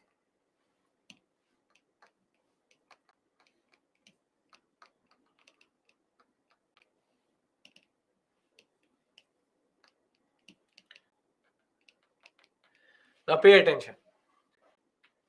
State has geographical boundary, it is more tangible, nation is felt, oneness, emotive level. Sure, you're asking me what is the nation state. State exists, nation exists, then only state exists. Okay, now Marx said that the seeds of the revolution, the seeds of the change are within capitalism itself. And for that to happen, the working class had to become class conscious. Now, basically, what Marx argued was that there's a struggle between the base and the superstructure for who will have resources. But he argued that the day the worker realizes that what is common to all of them is the fact that they are exploited, capitalism will never actually survive. I'll give you a very simple example of this and you will realize what he's trying to argue. Now, because you join me at 6 a.m. in the morning, you are part of my class? Yes or no? By virtue of coming to this stream, you are part of my class. Now imagine that, for example, there are 200 people in this class, for example, and we all are going down the street, for example. And when we are going down the street, we all are a class because you have come to class and you join me at 6. And therefore, there is the only connection between you and the other one person standing to you, next to you, is that you are just here because you came to the class. Now what happens is that there are goons here, thugs, whatever you want to call him, gunde hai. Now what they do is that they, for example, pick up Sachin. When they target Sachin and they start to beat up Sachin, for example, we all look towards these goons beating up Sachin, but we don't do anything. Because though we are part of the class, you have no connection to Sachin. You don't care about Sachin. Now what happens is next day, Sachin is not targeted, Madhur is targeted. Then, for example, Anjali is targeted, then Yash is targeted, then Abhishek is targeted, then Mahima is targeted. One after the other, the victim changes, but the episode keeps on going on. Now, once all of you are beaten up by the goons, now it is again Sachin's turn. And now when you are walking down the street, as soon as they pick up Sachin, you all remember how you were beaten up. And this time when the goons pick up Sachin, you don't ignore, but you respond, which is called collective action. And when all of us respond, at that moment, we have moved beyond being just a class to become class conscious. We are now, yes, the concept of class, class for itself to class in itself. You were just a class because you were part of my system, but now you all have a connection, which is the shared experience with the goons. Now let me bring it into Marxian perspective. What Marx argues is that till the workers do not realize that what is common to them is not competition. See, all of you are competing with each other. All of you are competing with each other for the handful of positions which will come from UPSC. You are competing. You are competing for jobs. You would have seen certain images in which there was a walk-in interview. There are lakhs of students trying to go in. All of them are competing with each other. But that is the point. That is the point. Capitalism pits the worker against the worker. But over a period of time, you will realize, that what is common to you is not the competition. What is common to you is the fact that you all are struggling against the same system. You all are basically getting exploited by the same system. So when the day you will realize that the experience which is common to all of us is not that we are capitalistic workers, is that the capitalist system exploits us. The working class will become class conscious, and through collective action, they will now start class struggle. And this is basically what Marx said in a very dramatic fashion, that when the workers of the world unite, which is going beyond their national boundaries, when the workers of the world will unite, then comes the socialist revolution. And capitalism will change, and you will have the next mode of production, which is called socialism. But the basic point I'm trying to argue here is within Marxian understanding, this is inherent to capitalism. Capitalism will always give rise to working class. It will give rise to classes till the point that classes are within themselves fighting with each other. Then till that point, basically, the capitalist system will actually survive. As soon as the workers will realize that we should not be fighting with each other, because fighting with each other is only strengthening the superstructure, and we all realize that the problem is not us, that we are incompetent of clearing the different positions, but it is a system which has been geared in such a way, that day what will happen is you will transform from a worker to a working class member, and that day class will become class conscious, and that day the workers of the world will unite and topple the capitalist system. Does this make sense? Because then I want to talk about socialism and communism. Okay, perfect. Now see, what was the system at which we were there was capitalism. Capitalism inherently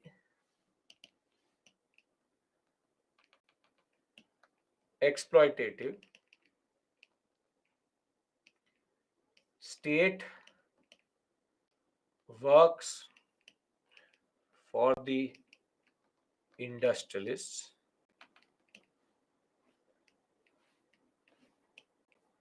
inequality and workers' distress. What Marx argued, Alina, what I'm writing, what will happen is if I write too much, then you will say, sir, do I need to learn it? So I'm only writing the points you need to learn. Don't worry.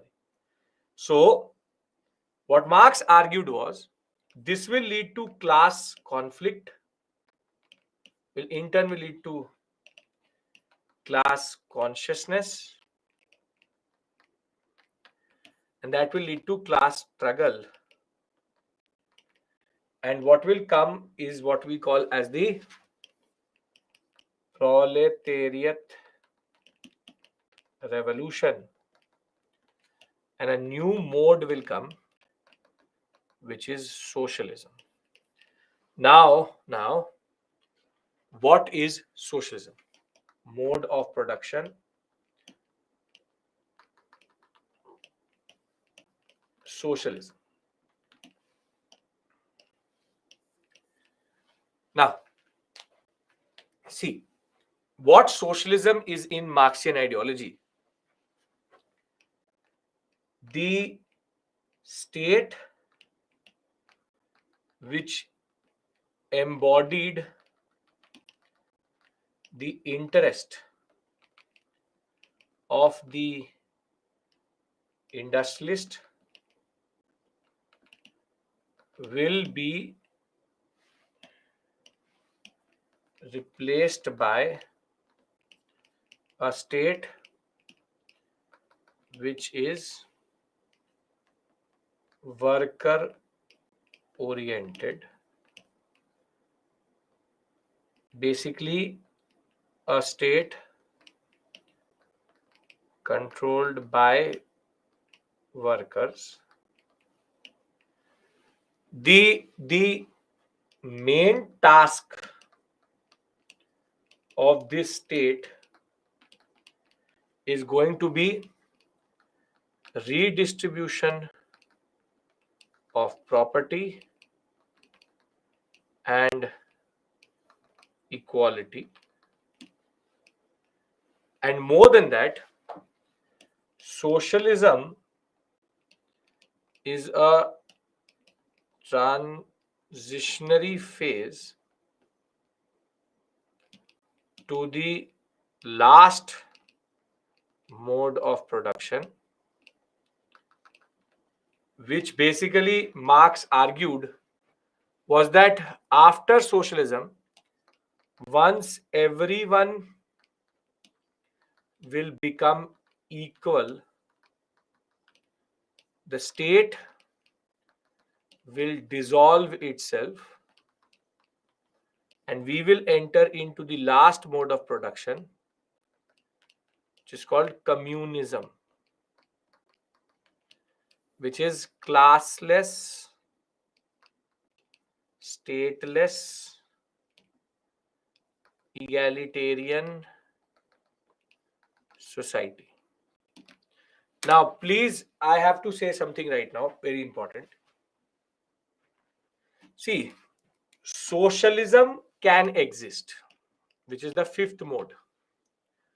But communism is a utopia. Communism is literally a utopia. Utopia means a manghalant kahani. Don't ask me how will communism work, because communism can't work. In this world today, there is no communist country. There is no country which has ever been communist. Not even the USSR, which was called the Union of the Soviet Socialist Republic, they themselves were not even socialist. The point is that communism cannot exist, will never exist, and hasn't existed. However, parties call themselves as Communist Party of India, Communist Party of China, because they want to show that their ultimate goal is communism. But there are, as you would see, there are two types of parties which you will see: socialist parties, communist parties. Socialist parties are little bit mild. Communist parties are hardcore. more radical. So very simply, Marx is asking for class consciousness. If that can't happen, then communism can't. No. See, socialism can exist without revolution also. Can you give me an example of a country which is socialist without revolution? India. We are a very good example of how socialism can exist without the concept of what we call as a communist revolution or a socialist revolution. What is true communism? True communism is everyone is equal, everybody has equal money, everybody has house, everybody has car, there is no state, there is no class. You want 1 kg of rice, you will get 1 kg of rice. You want 100 gram more, you will not be given.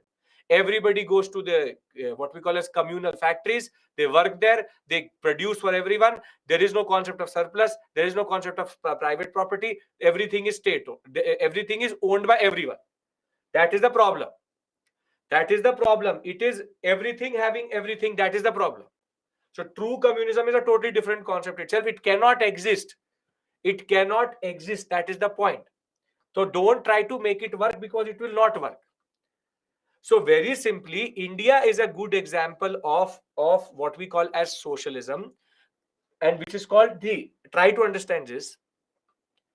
This is why UPSC wants you to study this also.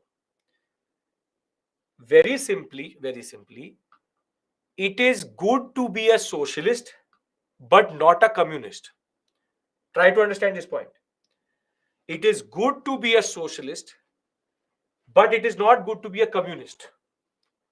See, if you are a socialist, are there any clauses in our constitution which encourages the state or the citizens of India, specifically the state, to be socialist? Can anybody tell me the article numbers? You're very good in polity. There are, Sachin, no. Yes, the answer is yes. Tell me the article numbers. Yes, DPSP. Sure. What is the article number? Not the preamble.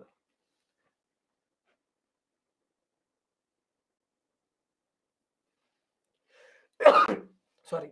39 BNC. Redistribution of property, non-concentration of wealth in few hands. See, if you are a socialist,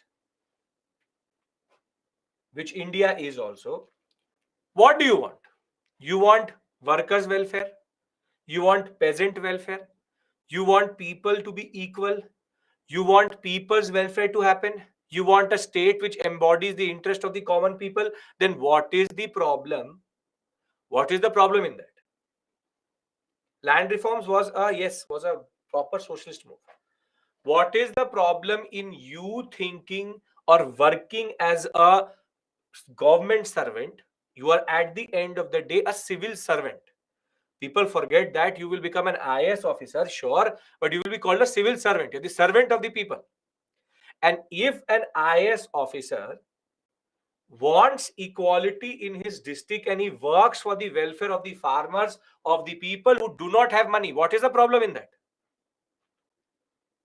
What is the problem? Is there a problem? It's taking you time to digest this. I'm not getting it. What is the issue? What is the issue in you being a socialist when you want to work for the people? What is it to mean to be a socialist? You are a socialist when you work for the people, when you work to make the society more equal, when you want to remove inequality, when you are welfare oriented, when you want to give equal opportunity. If you truly believe in Article 15 and 16, then what is the problem in India being, or you being, a socialist? This is the problem that we face today, that the people who talk about socialism don't know what socialism actually is. We are what we call as Fabian socialists. So Subhash Chandra Bose was a socialist, Nehru was a socialist, And the fact of the matter is, the simple straightforward point is, Bhagat Singh, HSRA, Hindustan Socialist Republican Army. The fact is, the later revolutionaries all believed in socialism because that is what India believes in.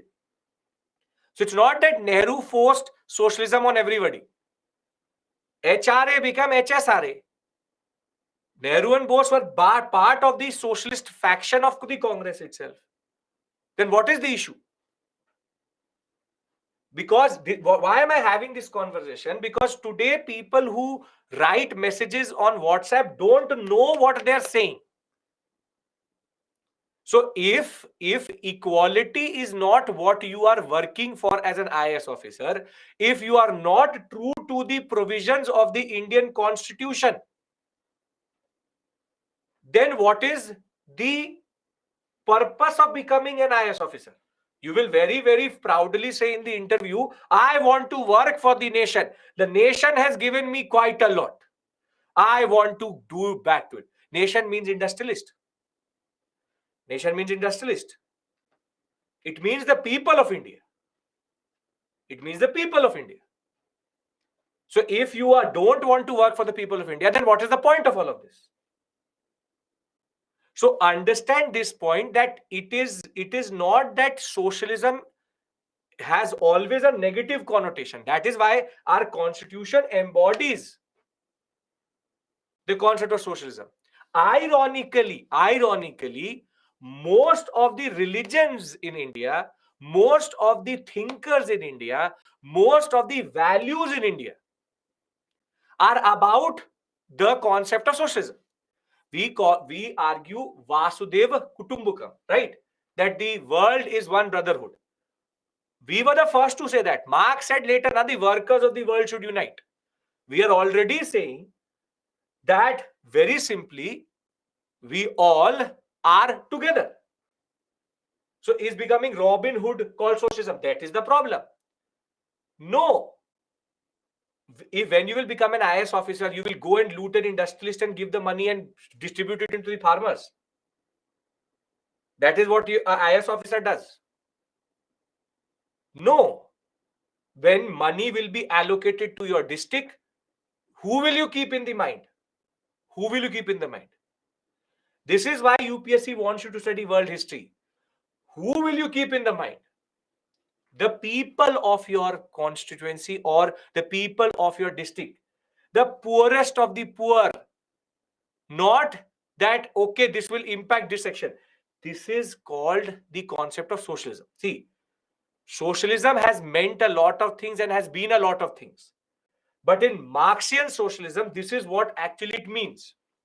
For Marx, socialism was not the end. It was the means to an end, which was a transitionary phase which leads to a society which has no divisions and has pure equality. I am still telling you, no country in this world is 100% socialist. No country in this world is 100% communist. And to have a socialist streak, you don't want to call it socialism, but if you want to argue that you want to work for the people, then very simply you are a socialist. You like it, you don't like that tag, you are a socialist. That is the basic point you need to understand. The most of the answers which you write, try to understand this point. Most of the answers which you write in the ethics examination, jhoot sach jo bhi likhte ho, just pretend whatever it may be, you are writing a socialist answer. Case study is always there. Then they will give you a dilemma. That dilemma is what? Should you help the people or should you help the lobbyists? And the answer is also always what? Help the people. That is a very good case study answer. So please try to understand this point, because I want to now just give you a break before we move to Lenin and Marx. What is Marxism?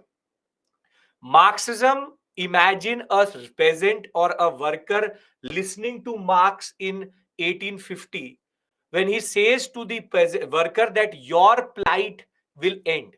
That is why Marx was so influential. Tell to a worker that he will not sleep hungry tomorrow. that ideology will obviously become very, very popular. And what Marx said was capitalism is a transition to two more modes of production. Capitalism inherently is exploitative. It is based on inequality. It is based on haves and have-nots. And this will lead to class conflict, leading to the rise of socialism. Socialism will be a mode of production in which the concept in India, the best PSUs. What are PSUs? Public sector undertakings are socialists. Socialist impulse in the Indian society or the Indian economy.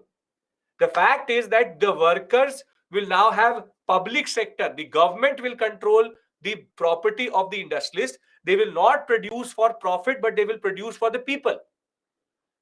The task of the state will be to make every worker equal. I have 10 houses, you have 2 houses, the next one has no house. Then what will happen is our extra houses will be taken and redistributed to everyone else. Now, if you don't like this idea, it is because you are in a way privileged. When you are a have, then you will always become uncomfortable over this idea that my private property will be taken. But that is basically what the concept of socialism is.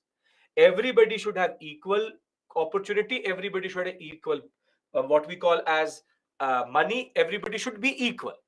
And the day every 100% equality will be achieved, the task of the state will be done and communism will come into existence. Classless, stateless society. Does this make sense? Because then I will just read from the PPT and then I would like to go towards Marx and Lenin, because there's a difference between Marx and Lenin. Okay. Communism curbs freedom. How? How does communism curb freedom? Raghav, explain yourself. You are basically talking about market-based choice, because you can buy between Colgate and Pepsodent, or you can buy between Pepsi and Coca-Cola, who are basically same thing, only the brand is different. You call it choice or you call it freedom. That is an illusion of freedom. You really do have freedom today. The illusion of freedom in consumer market is a totally different concept. So you see, this is what is capitalism is speaking from within you. We have internalized capitalism so much that it seems to be weird. Arey, aisa kaise ho sakta hai? How can there be 100% equality? But say it to a person who has nothing, and he will actually become very, very, very very influenced by that concept. Isn't that the Marx saw state to bring down inequalities? It has to be the state which will bring down inequality. Bring down means during colonial era choice. No, not that. He's not talking in that sense. Sociology is a subset of history only. So what I'm teaching is very relevant for all PSIR and all optionals in that regard. Okay. Now, I just want to discuss this point because I want to consolidate and then come back and go to Russia. See, socialism is a transition from a bourgeoisie-dominated state to a state which embodies the workers' interest, democratic socialism.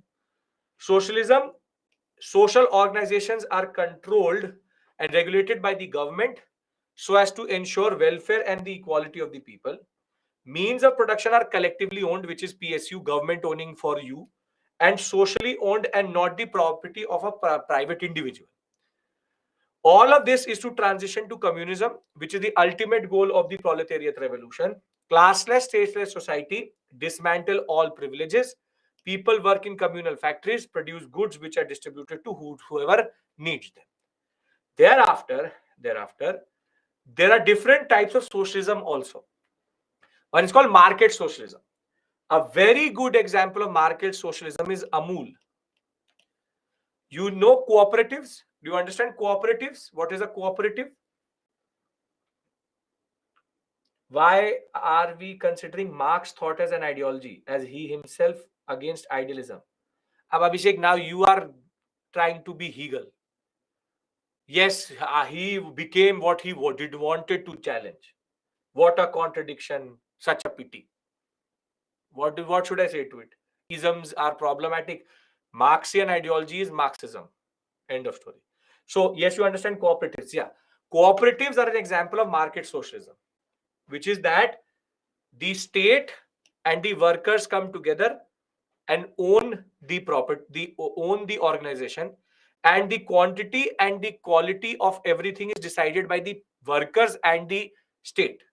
So this is called market socialism. Market socialism, Amul is a very good example.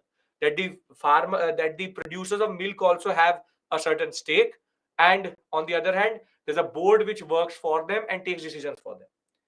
Then you have what we call in India democratic socialism, which is Fabian socialism. There was a school, British socialist school called the Fabian socialistic model. And in Fabian socialism, a very important concept is there. Fabian socialists say that a revolution is not always needed. Democracy can be used to achieve the social reform goals.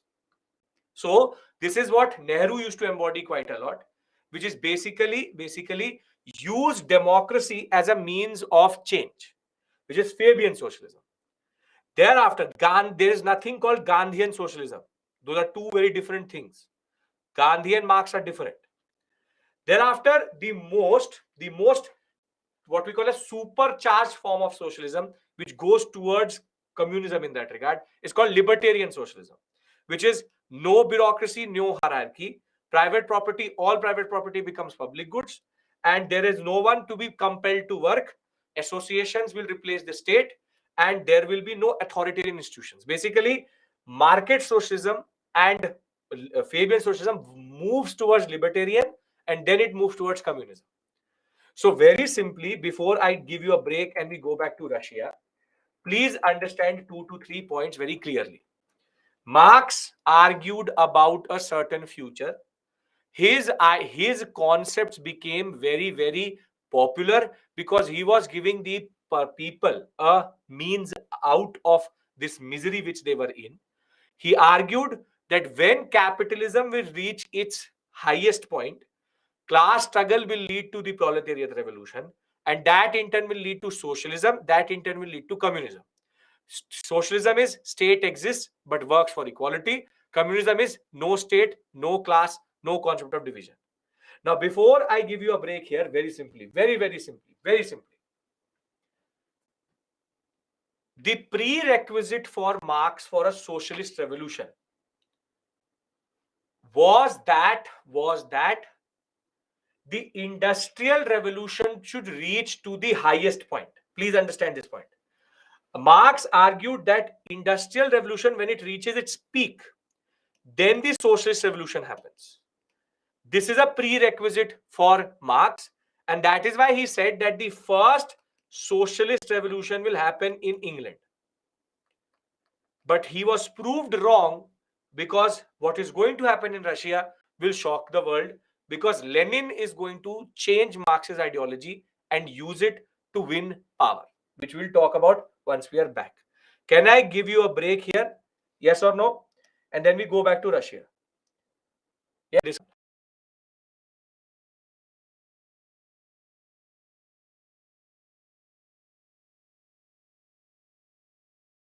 not. Why not? Yes. The knowledge series. One of you, please, if you could Google it as I'm speaking. Knowledge series, if you go into world history, there would be a video by me, Marxism. Even if you just type Marxism on YouTube, Marxism, Byju's, it will come. It is a knowledge series, world history, Marxism. It's a 30-minute video, and everything which I've told you, I've summarized within the 30 minutes. So it's available to you at any time. You can see this recording also if you want to. And just watch it if you want to revise. That's the only thing.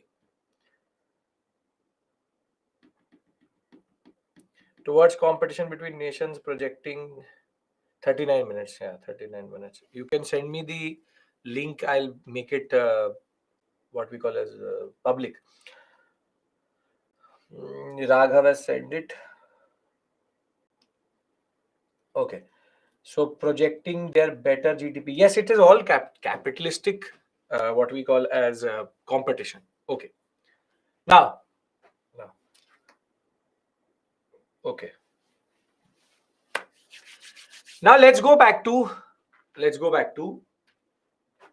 Russia. Now in Russia, what happened was that because of the October Manifesto, a party rose which is called the Social Democratic Labour Party. It's called the Social Democratic Labour Party.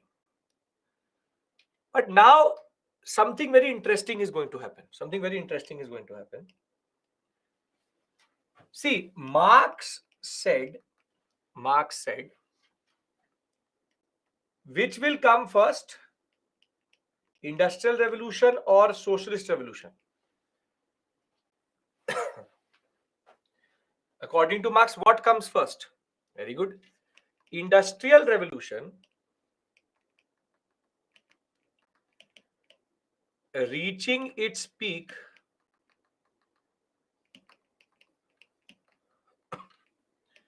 is prerequisite for the socialist revolution. So what Marx argued was socialism is second, first industrial revolution, which is that only when the industrial revolution will reach its peak, then socialist revolution will happen.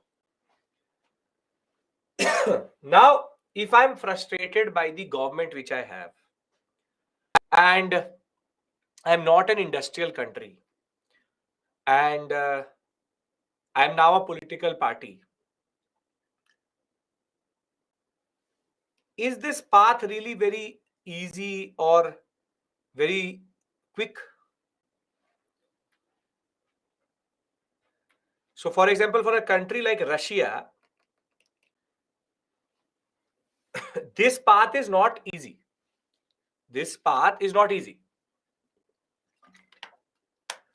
Which is that Marx, first industrial revolution, Russia will become an industrial power, then it will go for socialist revolution. Like you, a person called Vladimir Lenin also thought the same. That कि इतना tension कौन पालेगा? Who will go for industrial revolution, then socialist revolution, then we will go for a proper socialist society? No. Lenin created his own understanding, which we call as Leninism, and looking at the political situation of Russia when Nicholas II is more or less useless, you can understand what Lenin argues is socialist revolution can happen first, and then we will go for industrial revolution.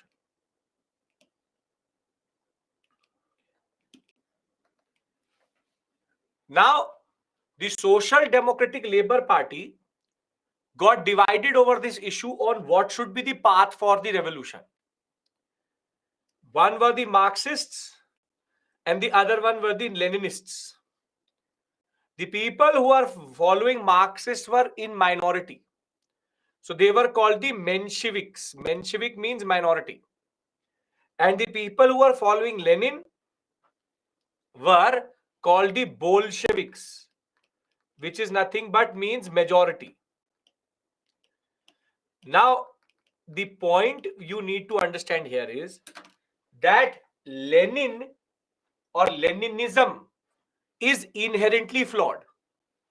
See, industrial revolution to reach its peak has to have capitalism. For capitalism to be there needs to be exploitation. For exploitation of workers, then only the base and superstructure will come into existence. It is once base and superstructure reaches a certain point, tipping point, that class struggle starts. Lenin says, no, I can go for a socialist revolution first and then go for industrial revolution. But if you will become a socialist first, then how can there be pure industrial revolution? Basically, what Lenin is arguing or Leninism is arguing is that we will go for socialism first and then bring industrial revolution. But how can capitalism exist in its pure form within socialism? But if I look at the time scale, who can bring change quickly, Marxists or Leninists? Marxists or Leninists? Leninists. The people who follow Leninism, they can just go and topple the government and say, we are socialists, now let's go for industrial revolution.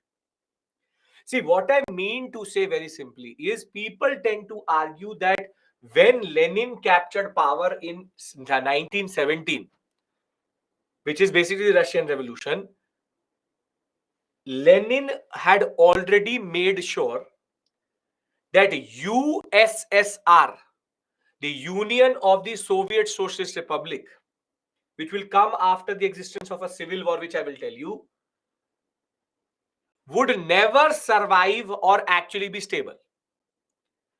Because Lenin's pretext was wrong itself. So what the Bolsheviks were basically frauds. Understand this point. Mensheviks actually made sense because they were the ones who were following pure Marxism. Lenin, specifically Stalin, had no idea how to make this work.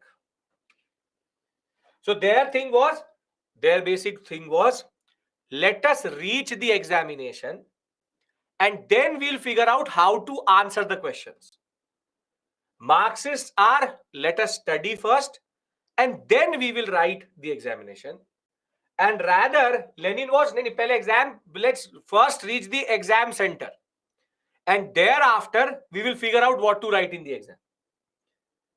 So very simply, because Russia was in such a position that the industrial revolution was not immediate or could not have immediately, Lenin reversed Marxist understanding. Are you understanding the larger concept here? I'm already telling you here that Russia, when it will become Russian Empire to USSR, USSR was never going to work. Never going to work. Question is, why did he do it? Because tell me one thing, Pooja, tell me one thing, I'm sorry. Tell me one thing. If I know that it will take 100 years to get industrial revolution and my age is 45 and I am power hungry, what will I do? What will I do? I will make up this Manghalant Kahani, this whole concept that yes, industrial revolution can exist within socialism. And basically, this is basically a scam. Leninism is basically a way of capturing power. That is the point you need to understand here. And that, however, if I tell you right now, you can clear UPSC first, and then you have to study 1 year, after which UPSC will check, are you worthy? Basically, you will get selection first, and then you prove your worth, and you study first and then get selection. Which one will you choose?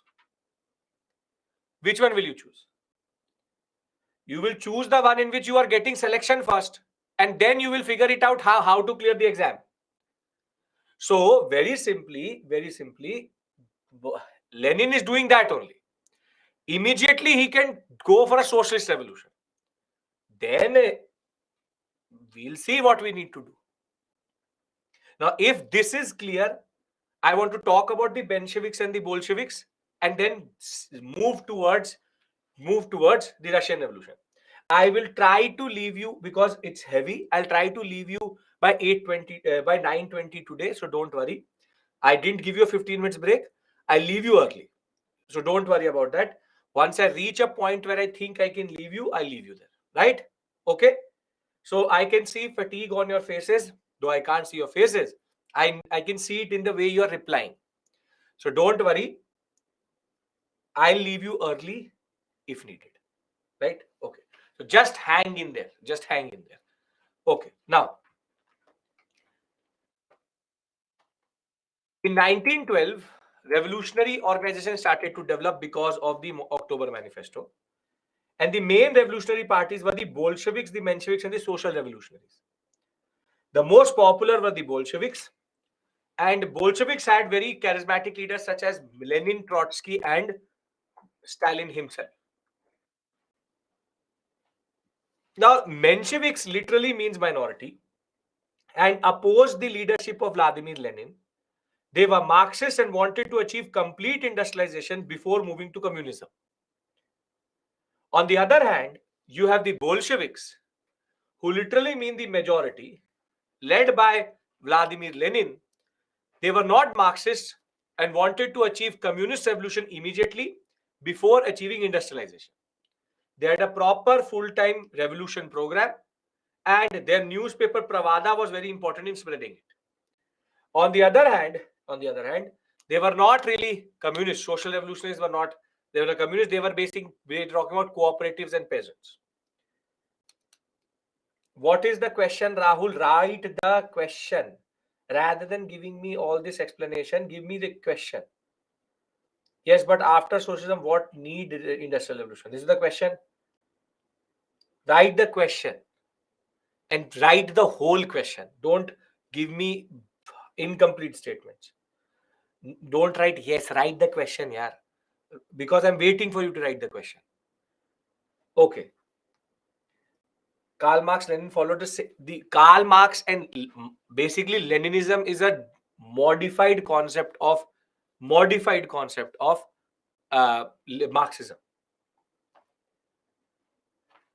Again, Rahul, you're giving me explanation. Give me the question. Bolsheviks wanted communism first, then socialists. Yes. What? Yes, but after socialism, what need the industrial revolution? Because that is the basic point. It is a flawed concept. Yes, I've been building on what you are trying to say only. There's no point of industrial revolution when socialist revolution has already happened. Yes. Okay. Is it important for exam? Russian Revolution. Galaxy, don't give up. Dam mat todo. Don't give up. The question is not going to be about the Russian Revolution. It is going to be about what is the significance of that. And we will discuss that. Okay. Yes, a state when, yes, you're right. Lenin was dumb, totally. When a state becomes socialist, there's no need for industrial revolution. Yes, but the people will not understand that. I'm telling you right now. You give me 50 lakh rupees and I'll get you selection. But I don't guarantee you anything. This is what Lenin is basically doing. When people are desperate, this is what happens. Lenin's argument makes no sense. But we know it because it's called hindsight 2020 or hindsight, which is that we are standing in 2023 and saying Lenin is dumb. But if you say that Lenin is dumb in 1917, it will make no sense because you don't know what will happen or not. What if it works? What if it had worked only? This is a new ideology. So don't think that the people at that point of time were dumb. They were desperate. That's the only point. Okay. So it's very easy to say that it won't work for us, but for them it isn't.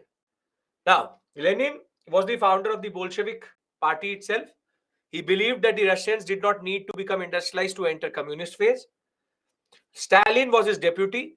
Stalin is the one who actually derailed the whole socialist revolution in that regard. A dictator no less than Hitler himself.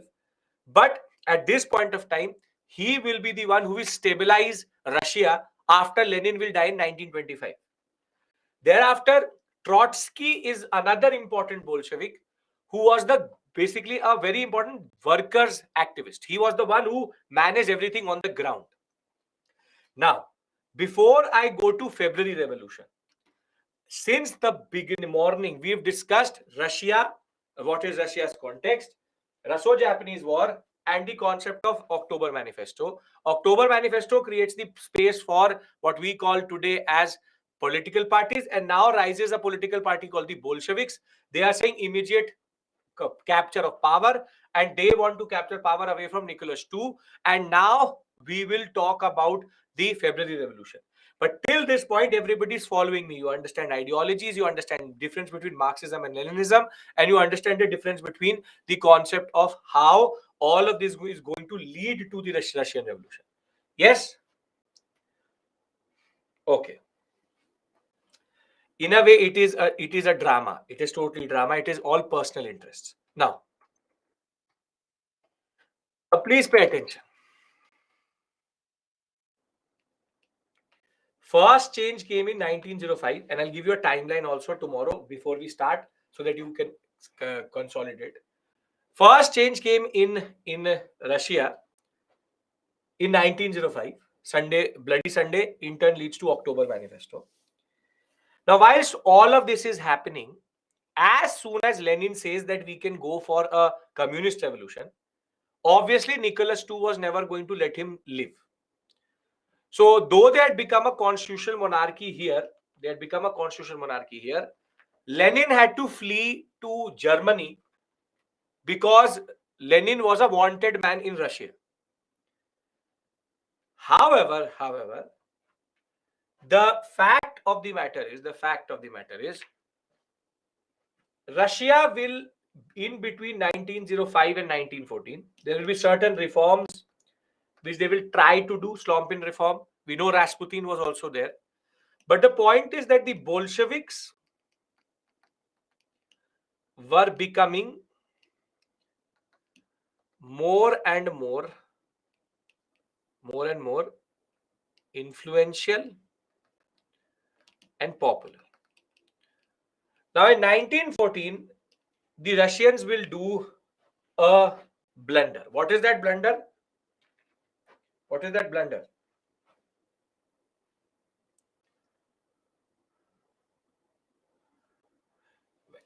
In 1914, they will respond to the Serbians and enter the First World War. If you remember, I asked you a question. Does Russia gain anything from this war? No. Now you see, Tsar Nicholas II has pushed Russia into a war out of which it gains nothing. Rather, left, right, and center, it will lose men, and in the casualties list, it is the highest number of casualty will be there of the Russians, because the Germans were able to defeat the Russians from time to time. So between 1914 and 1916, the people are becoming desperate.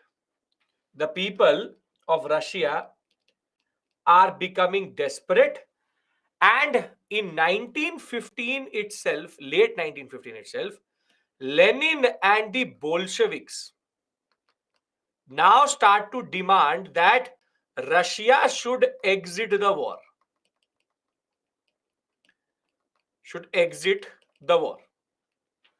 That there is nothing to be gained out of this war.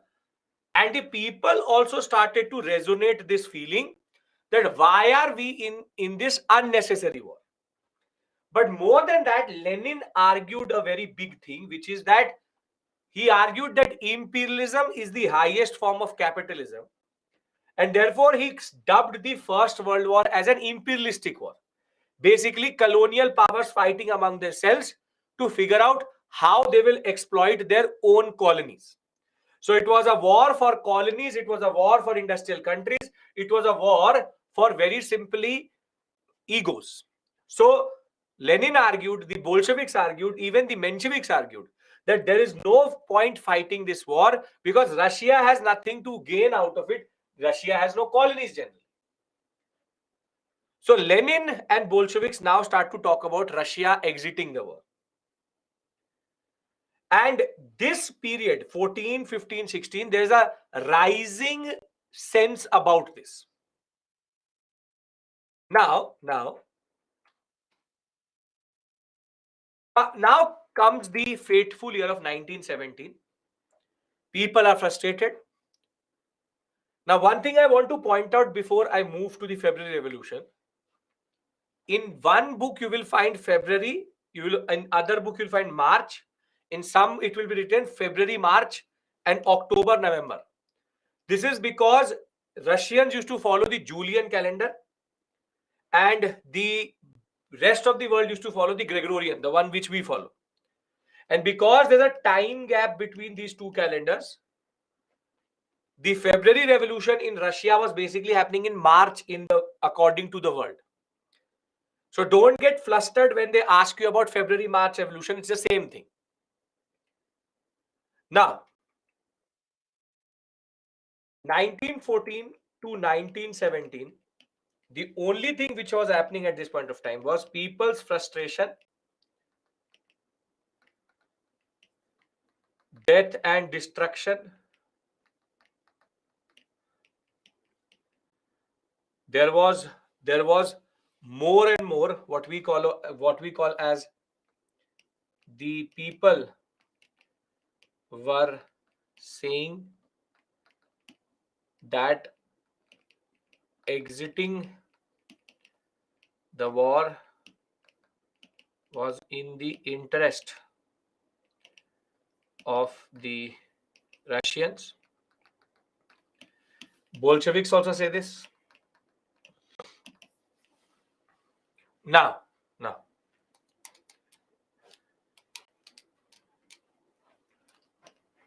in the month of February 1917, the protests for this become more and more bigger, intensify like anything. There's an intensification of the protests. And what happens is that now again people are protesting in front of Nicholas II. Basically, Nicholas II has the power to exit the war, but he's not doing it. As it is, he's not winning this war. Nicholas II, the public opinion had totally changed. He will ask his army and the police to shoot the people, but now the police and the army will also not respond. So there are multiple mutinies within the police and the army of the Russians. So the second catalyst for change in Russian history is actually the First World War itself. And Nicholas II was becoming extremely unpopular. They were already a constitutional monarchy. Now the military generals knew that if we can somehow replace Nicholas II, we will be able to at least make sure that the people become a little bit happy. So what the military generals do is that they seek the brother of, or they ask the brother of Nicholas II, his name Archduke Mikhail. They ask Mikhail to come to the throne.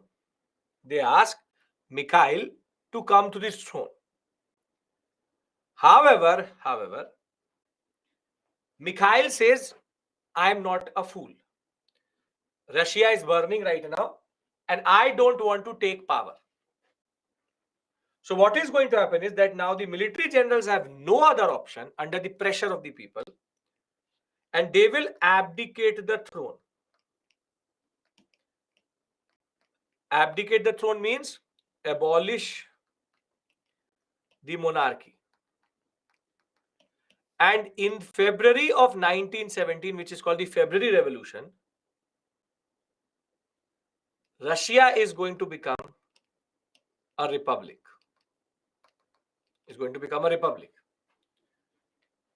So in between the war itself, Russia becomes extremely unstable, and Russia has transitioned from a constitutional monarchy to a republic. Now, as soon as Russia becomes a republic, there needs to be a provisional government. Yes or no? If it's a republic and there is no monarchy, there needs to be a provisional government. So the Duma chooses a provisional government, and that is given to a prime minister called Lvov. Lvov. L-V-O-V. Lvov. Now, Lvov has now been given the task of writing an constitution and transitioning to a democratic society. Now, tell me one thing. Was the demand of the people a republic? What was the demand of the people? What was the demand of the people? Exit the war. It was about exiting the war. They wanted to exit the war, right? They didn't say that remove Nicholas II, remove this, remove that. Their demand was exit the war, quit the war so that we can live in peace. Now, what should have been Lvov's first task? What should have been Lvov's first task? He should have exited the war. However, Lvov does not exit the war because the military generals did not want to. And here, there will be a major contradiction which will rise. Though this provisional government, which is coming out of the Duma, it will lose its credibility very quickly. Basically, the people started to argue that Lvov is nothing but an agent of Nicholas II, because he's not exiting the war itself. However, at the same point of time when Lvov is playing this game, workers' associations in the major cities of Russia had now become very active. The word for worker association in Russian is Soviet. And these Soviets were now becoming active. And more than that,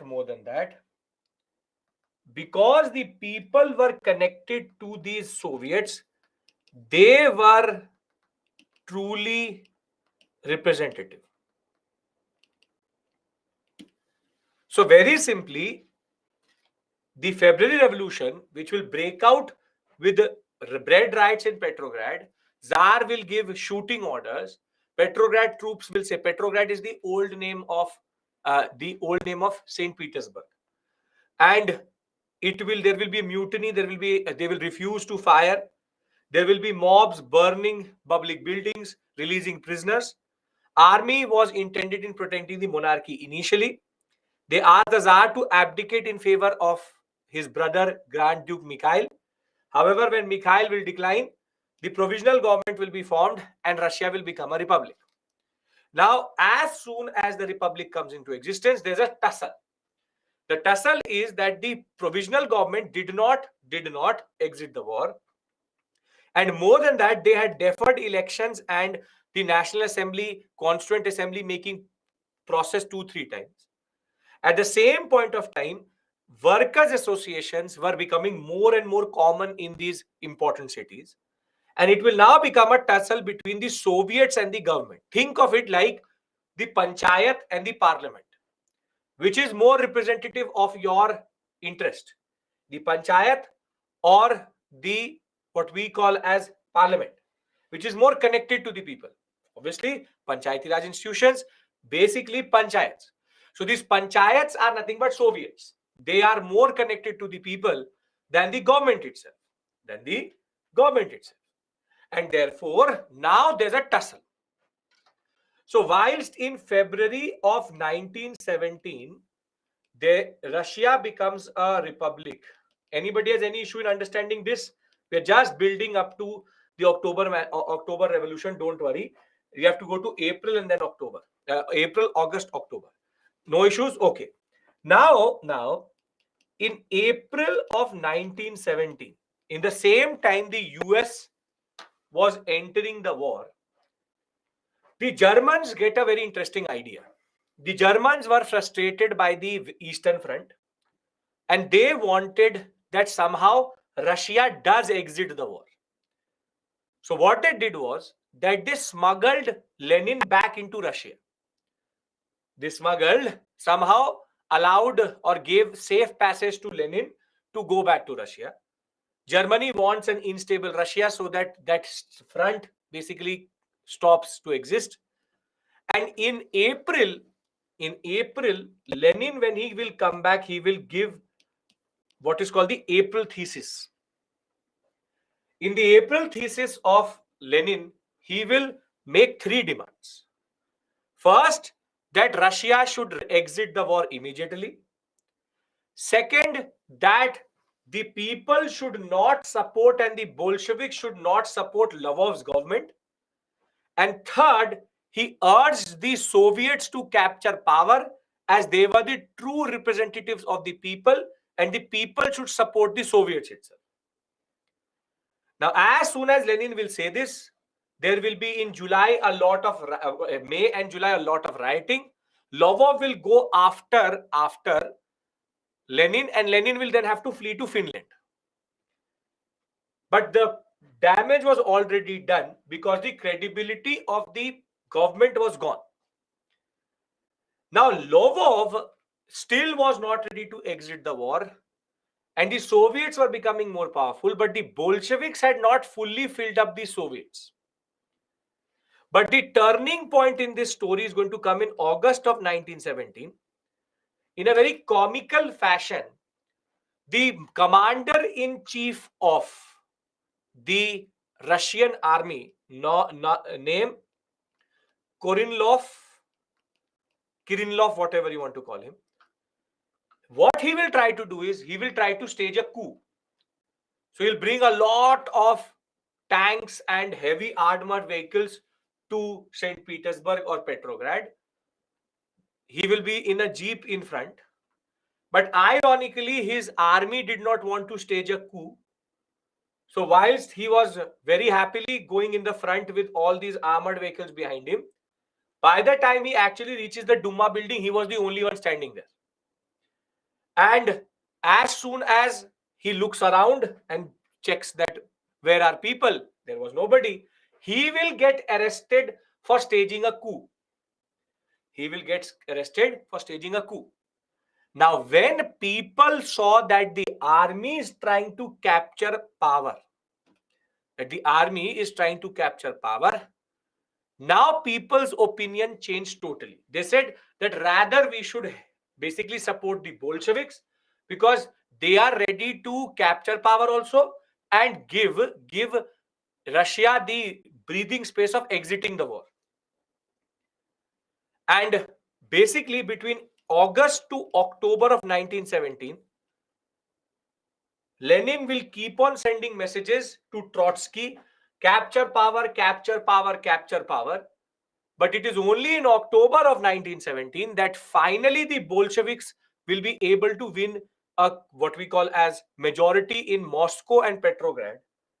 And in a very dramatic way, on 26th October 1917, with the army by their side and having their own paramilitary force together, the Bolsheviks and the Soviets will come together. All the Soviets will come together and they will surround the parliament building. And Prime Minister Lvov will be arrested and the provisional government will be removed. And Lenin will finally come back and now establish the communist state of Russia, which he used to call the socialist state of Russia or communist state of Russia. This is basically the story of the October Revolution. But the October Revolution is very intricately connected to what was happening between April and October. Let me read out to you because still Russia has not become USSR. That story I have to tell you first. Lenin had been exiled by the government. The Germans smuggled Lenin back to Russia, thinking that that it will lead to political instability in Russia. Lenin published his April thesis, which contained his demands. Demands were Bolsheviks should withdraw support from provisional government. Russia should withdraw from the First World War. And all countries should stand by the Soviets because they are the true representatives of the people. Relationship between Lenin and Germany. Lenin was in Germany hiding away from the Russians. So you go to the enemy so as to protect yourself. Thereafter, the road to the October Revolution would be that in July there will be multiple demonstrations. The Soviets were now becoming more and more filled with Bolsheviks, but not at the level so as to capture power itself. The Lvov will argue that Lenin was a German spy. Lenin will then flee to Finland, but he will ask the Bolsheviks to somehow capture power. In August, General Kornilov, the commander-in-chief of the army, will bring in his troops in Petrograd, but his own troops will mutiny and Kornilov was arrested. This episode will show the indiscipline of the army and swung the public opinion towards the decisive leadership of the Bolsheviks. Bolsheviks will now emerge as the majority in Petrograd and the Moscow Soviet. Trotsky is now going to become the chairman of the Petrograd Soviet. And now Lenin will say the time is right, let us capture power. And on 25th, 26th October 1917, the Bolshevik Red Guard, which is their own small paramilitary fort, and the troops will surround the palace. Provisional government will be arrested. Lenin will return back to Russia, and the Russian Revolution had now taken place. Now you will ask me, what can be the question which can be asked? The question could be, what are the factors which led to the October Revolution? What was the factors which led to the October Manifesto? And the significance of the Russian Revolution. Everything point from this point forward is actually the significance only. But does this make sense to you? Because what I want to do is I want to give you a timeline, and then thereafter we can end for today. I want to discuss the Civil War and then give you a timeline. Yes, sir? Okay. Now. Role of Lenin is basically, he is the mastermind of all of this. October Manifesto is first. October is one. First one, last is October Revolution. October Manifesto, October Revolution. Now, please pay attention. 1917, October. Bolsheviks capture power. What do Bolsheviks represent as an ideology? Why own army arrested Kornilov? Because they didn't believe in what Kornilov was doing. They represent socialism. Now, if I am an industrialist who is sitting in, for example, England, in an industrial country like France, Germany, in Spain, Portugal, America, would I be thrilled by the fact that a party which talks about socialism has come to power in Russia? Never. Because industrialists control the state, and now the industrialists will become nervous. That is why when in December of 1917, Russia left the war after fighting for 4 years, close to 4 years, when they left the war, the British and the French said, punish the Russians because let us kill socialism before it becomes too big. See, understand that the capitalists did not want Bolshevism to spread. Because if Bolshevism spreads, then across Europe, workers' revolutions will happen and governments will go away. And I think you would be very, very, very accustomed to the fact that a politician does not like the fact that he will lose his job. That politicians believe in self-preservation. And their self-preservation was to preserve the industrialists who are giving them money to be in power. So the Russians were basically, after losing 1 crore people, made to basically give up Finland, Estonia, Latvia, Lithuania as a form of punishing them. Half of Poland was created out of that area. Trotsky actually was the one who brokered this, and he was literally humiliated by the West because they said, you are a coward, you are exiting the war. They had already fought the war.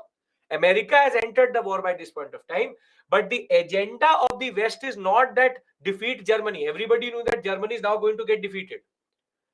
Their point was that the snake called socialism has started to rise. Cut the head of socialism before it becomes too big. That is why in December the Russians are made to pay. But once the Russians are ready to give that also up, now they need to find a solution. And this is what the West does the best. The best thing which the West does is they now try to destabilize Russia. What they do is that the Western countries, specifically Britain, France, the USA, what they will do is that they will contact the Mensheviks. And they will say to the Mensheviks, we are ready to pay you arms, ammunition, and money. Challenge the Bolsheviks, saying that the Bolsheviks do not represent, Lenin does not represent Russia. This is how ISIS was created. This is how Taliban was created. This is how Mujahideen was created. This is how Saddam Hussein was created. This is how Gaddafi was created. This is how every evil power in the world has been created. When the West tries to meddle into the politics. So Britain, France, and America, it was something not new. They were ready to basically sponsor a civil war in Russia. Sponsor a civil war in Russia. And this is basically the Red Army, because red was the color of communism. They used to have the White Army because that was the color of their flag. And now between 1917 to 1922, Lenin had to now fight a war within his own country, sponsored by the West, to protect the socialist revolution as he thought about it. But ironically, the Red Army prevailed, the Bolsheviks prevailed. And out of this frustration, where basically Lenin and specifically Stalin could see that the West is becoming extremely nervous of how socialism is rising, Lenin comes up with a plan. He says, we need to bring all socialist Soviets together. And therefore, in the period between 1922 to 24 and finally in 1924, Russia will change its name to USSR, Union of Soviet Socialist Republics. He argued that all socialist republics need to come together and USSR will be born as the first communist or socialist nation in the world. Now understand this point. 1924, 25, Lenin will die. Lenin will die in 1925 and Stalin will take over. Stalin hated the West. And literally, Stalin wanted to shove the Russian Revolution, the concept of Bolshevism, into the throat of Europe. Now, why am I telling you this? Because I want you to remember 4 points. If you can remember these 4 points, I'll make a timeline for you and I'll be happy to leave you early today because it's been a heavy class. Now, there are 4 points which you need to remember. The simple, straightforward point is first, second, third, fourth. First point you have to remember from the previous class is Treaty of Versailles or Versailles is the worst treaty, did not give anything to Italy and humiliated Germany. Can you remember this point? I have to build up on this tomorrow. You can remember this point? Yes, very good. Then the second would be socialism rose as a new concept which had the potential to destroy capitalism and topple governments in Western Europe. Can you remember this point for me? Yes or no? We'll talk about Achutori. Italy did not get Trinotristeria. Very good. The third point which you need to remember is Central European map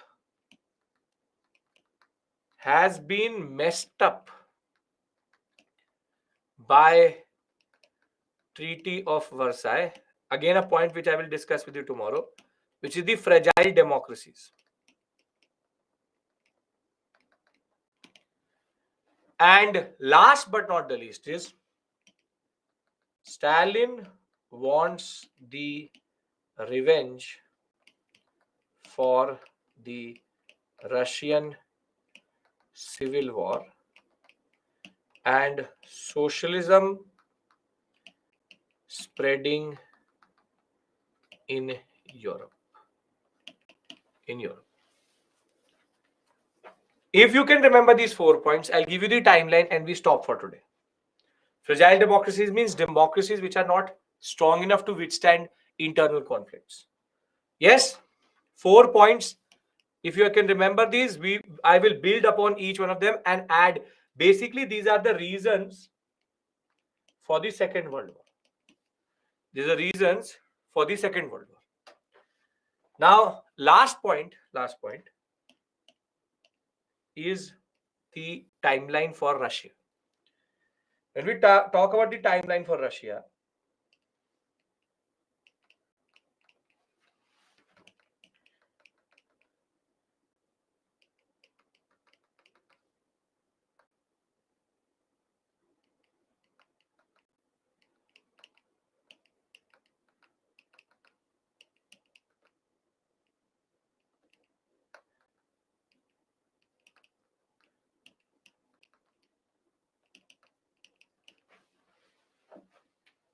we are talking about as Balkan and Central, Hungary, Austria, Czechoslovakia. That we'll see. You will see tomorrow.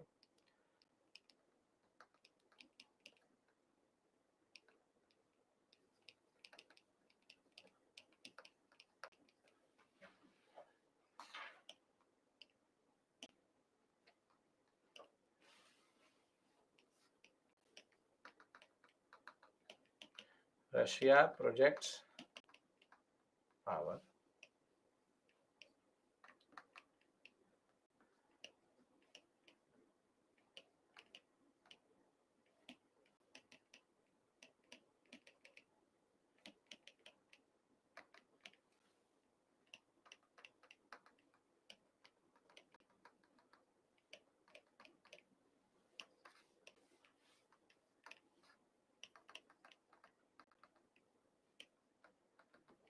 Manifesto.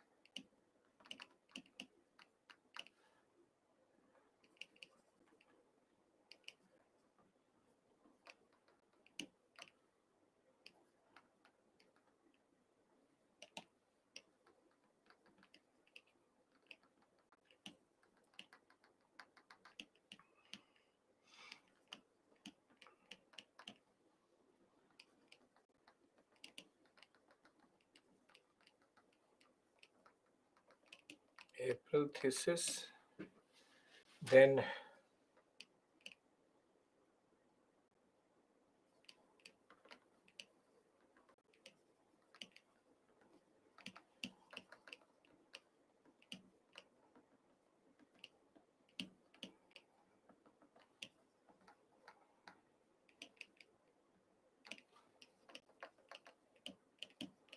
Can you remember this timeline?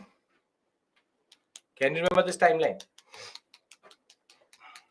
Yes?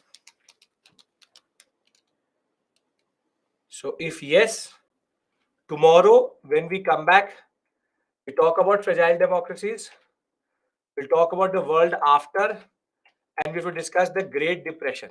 And then tomorrow we talk about Hitler and Mussolini, and we start the war by Saturday. Done? I'll leave you on this slide. And if you don't have a doubt, you can leave the session. I'll not teach from here on out. So thank you so much. I hope Marxism makes sense to you, and these things now make sense to you generally. Yes? Okay. USSR is born once the Russian civil war is over and the Bolsheviks prevail thereafter. We don't have to go into the civil war. That is not part of your syllabus.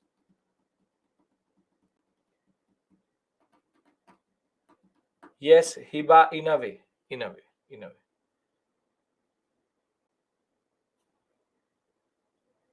Yes, Deepika, you will change it. You have to change your orientation. The people of India will change. Which character comes first in Russian Revolution and how? Which character means what? Lenin is the first to emerge. What was Japanese war? Russo-Japanese war fought over Manchuria. Manchuria is lost to Japanese. Russia is humiliated.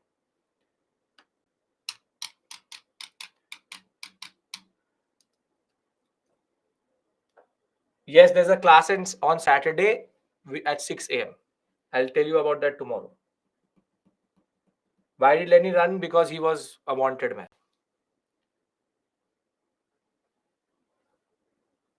August of 1917, Kirilov tries to capture power. People see that the army is trying to capture power. That is the issue. So people lost faith in the army also. Okay. See you tomorrow, 6 a.m. This buffer which I've given you today, enjoy it. Very rare, but because I understand it's a heavy class, I'm giving it to you.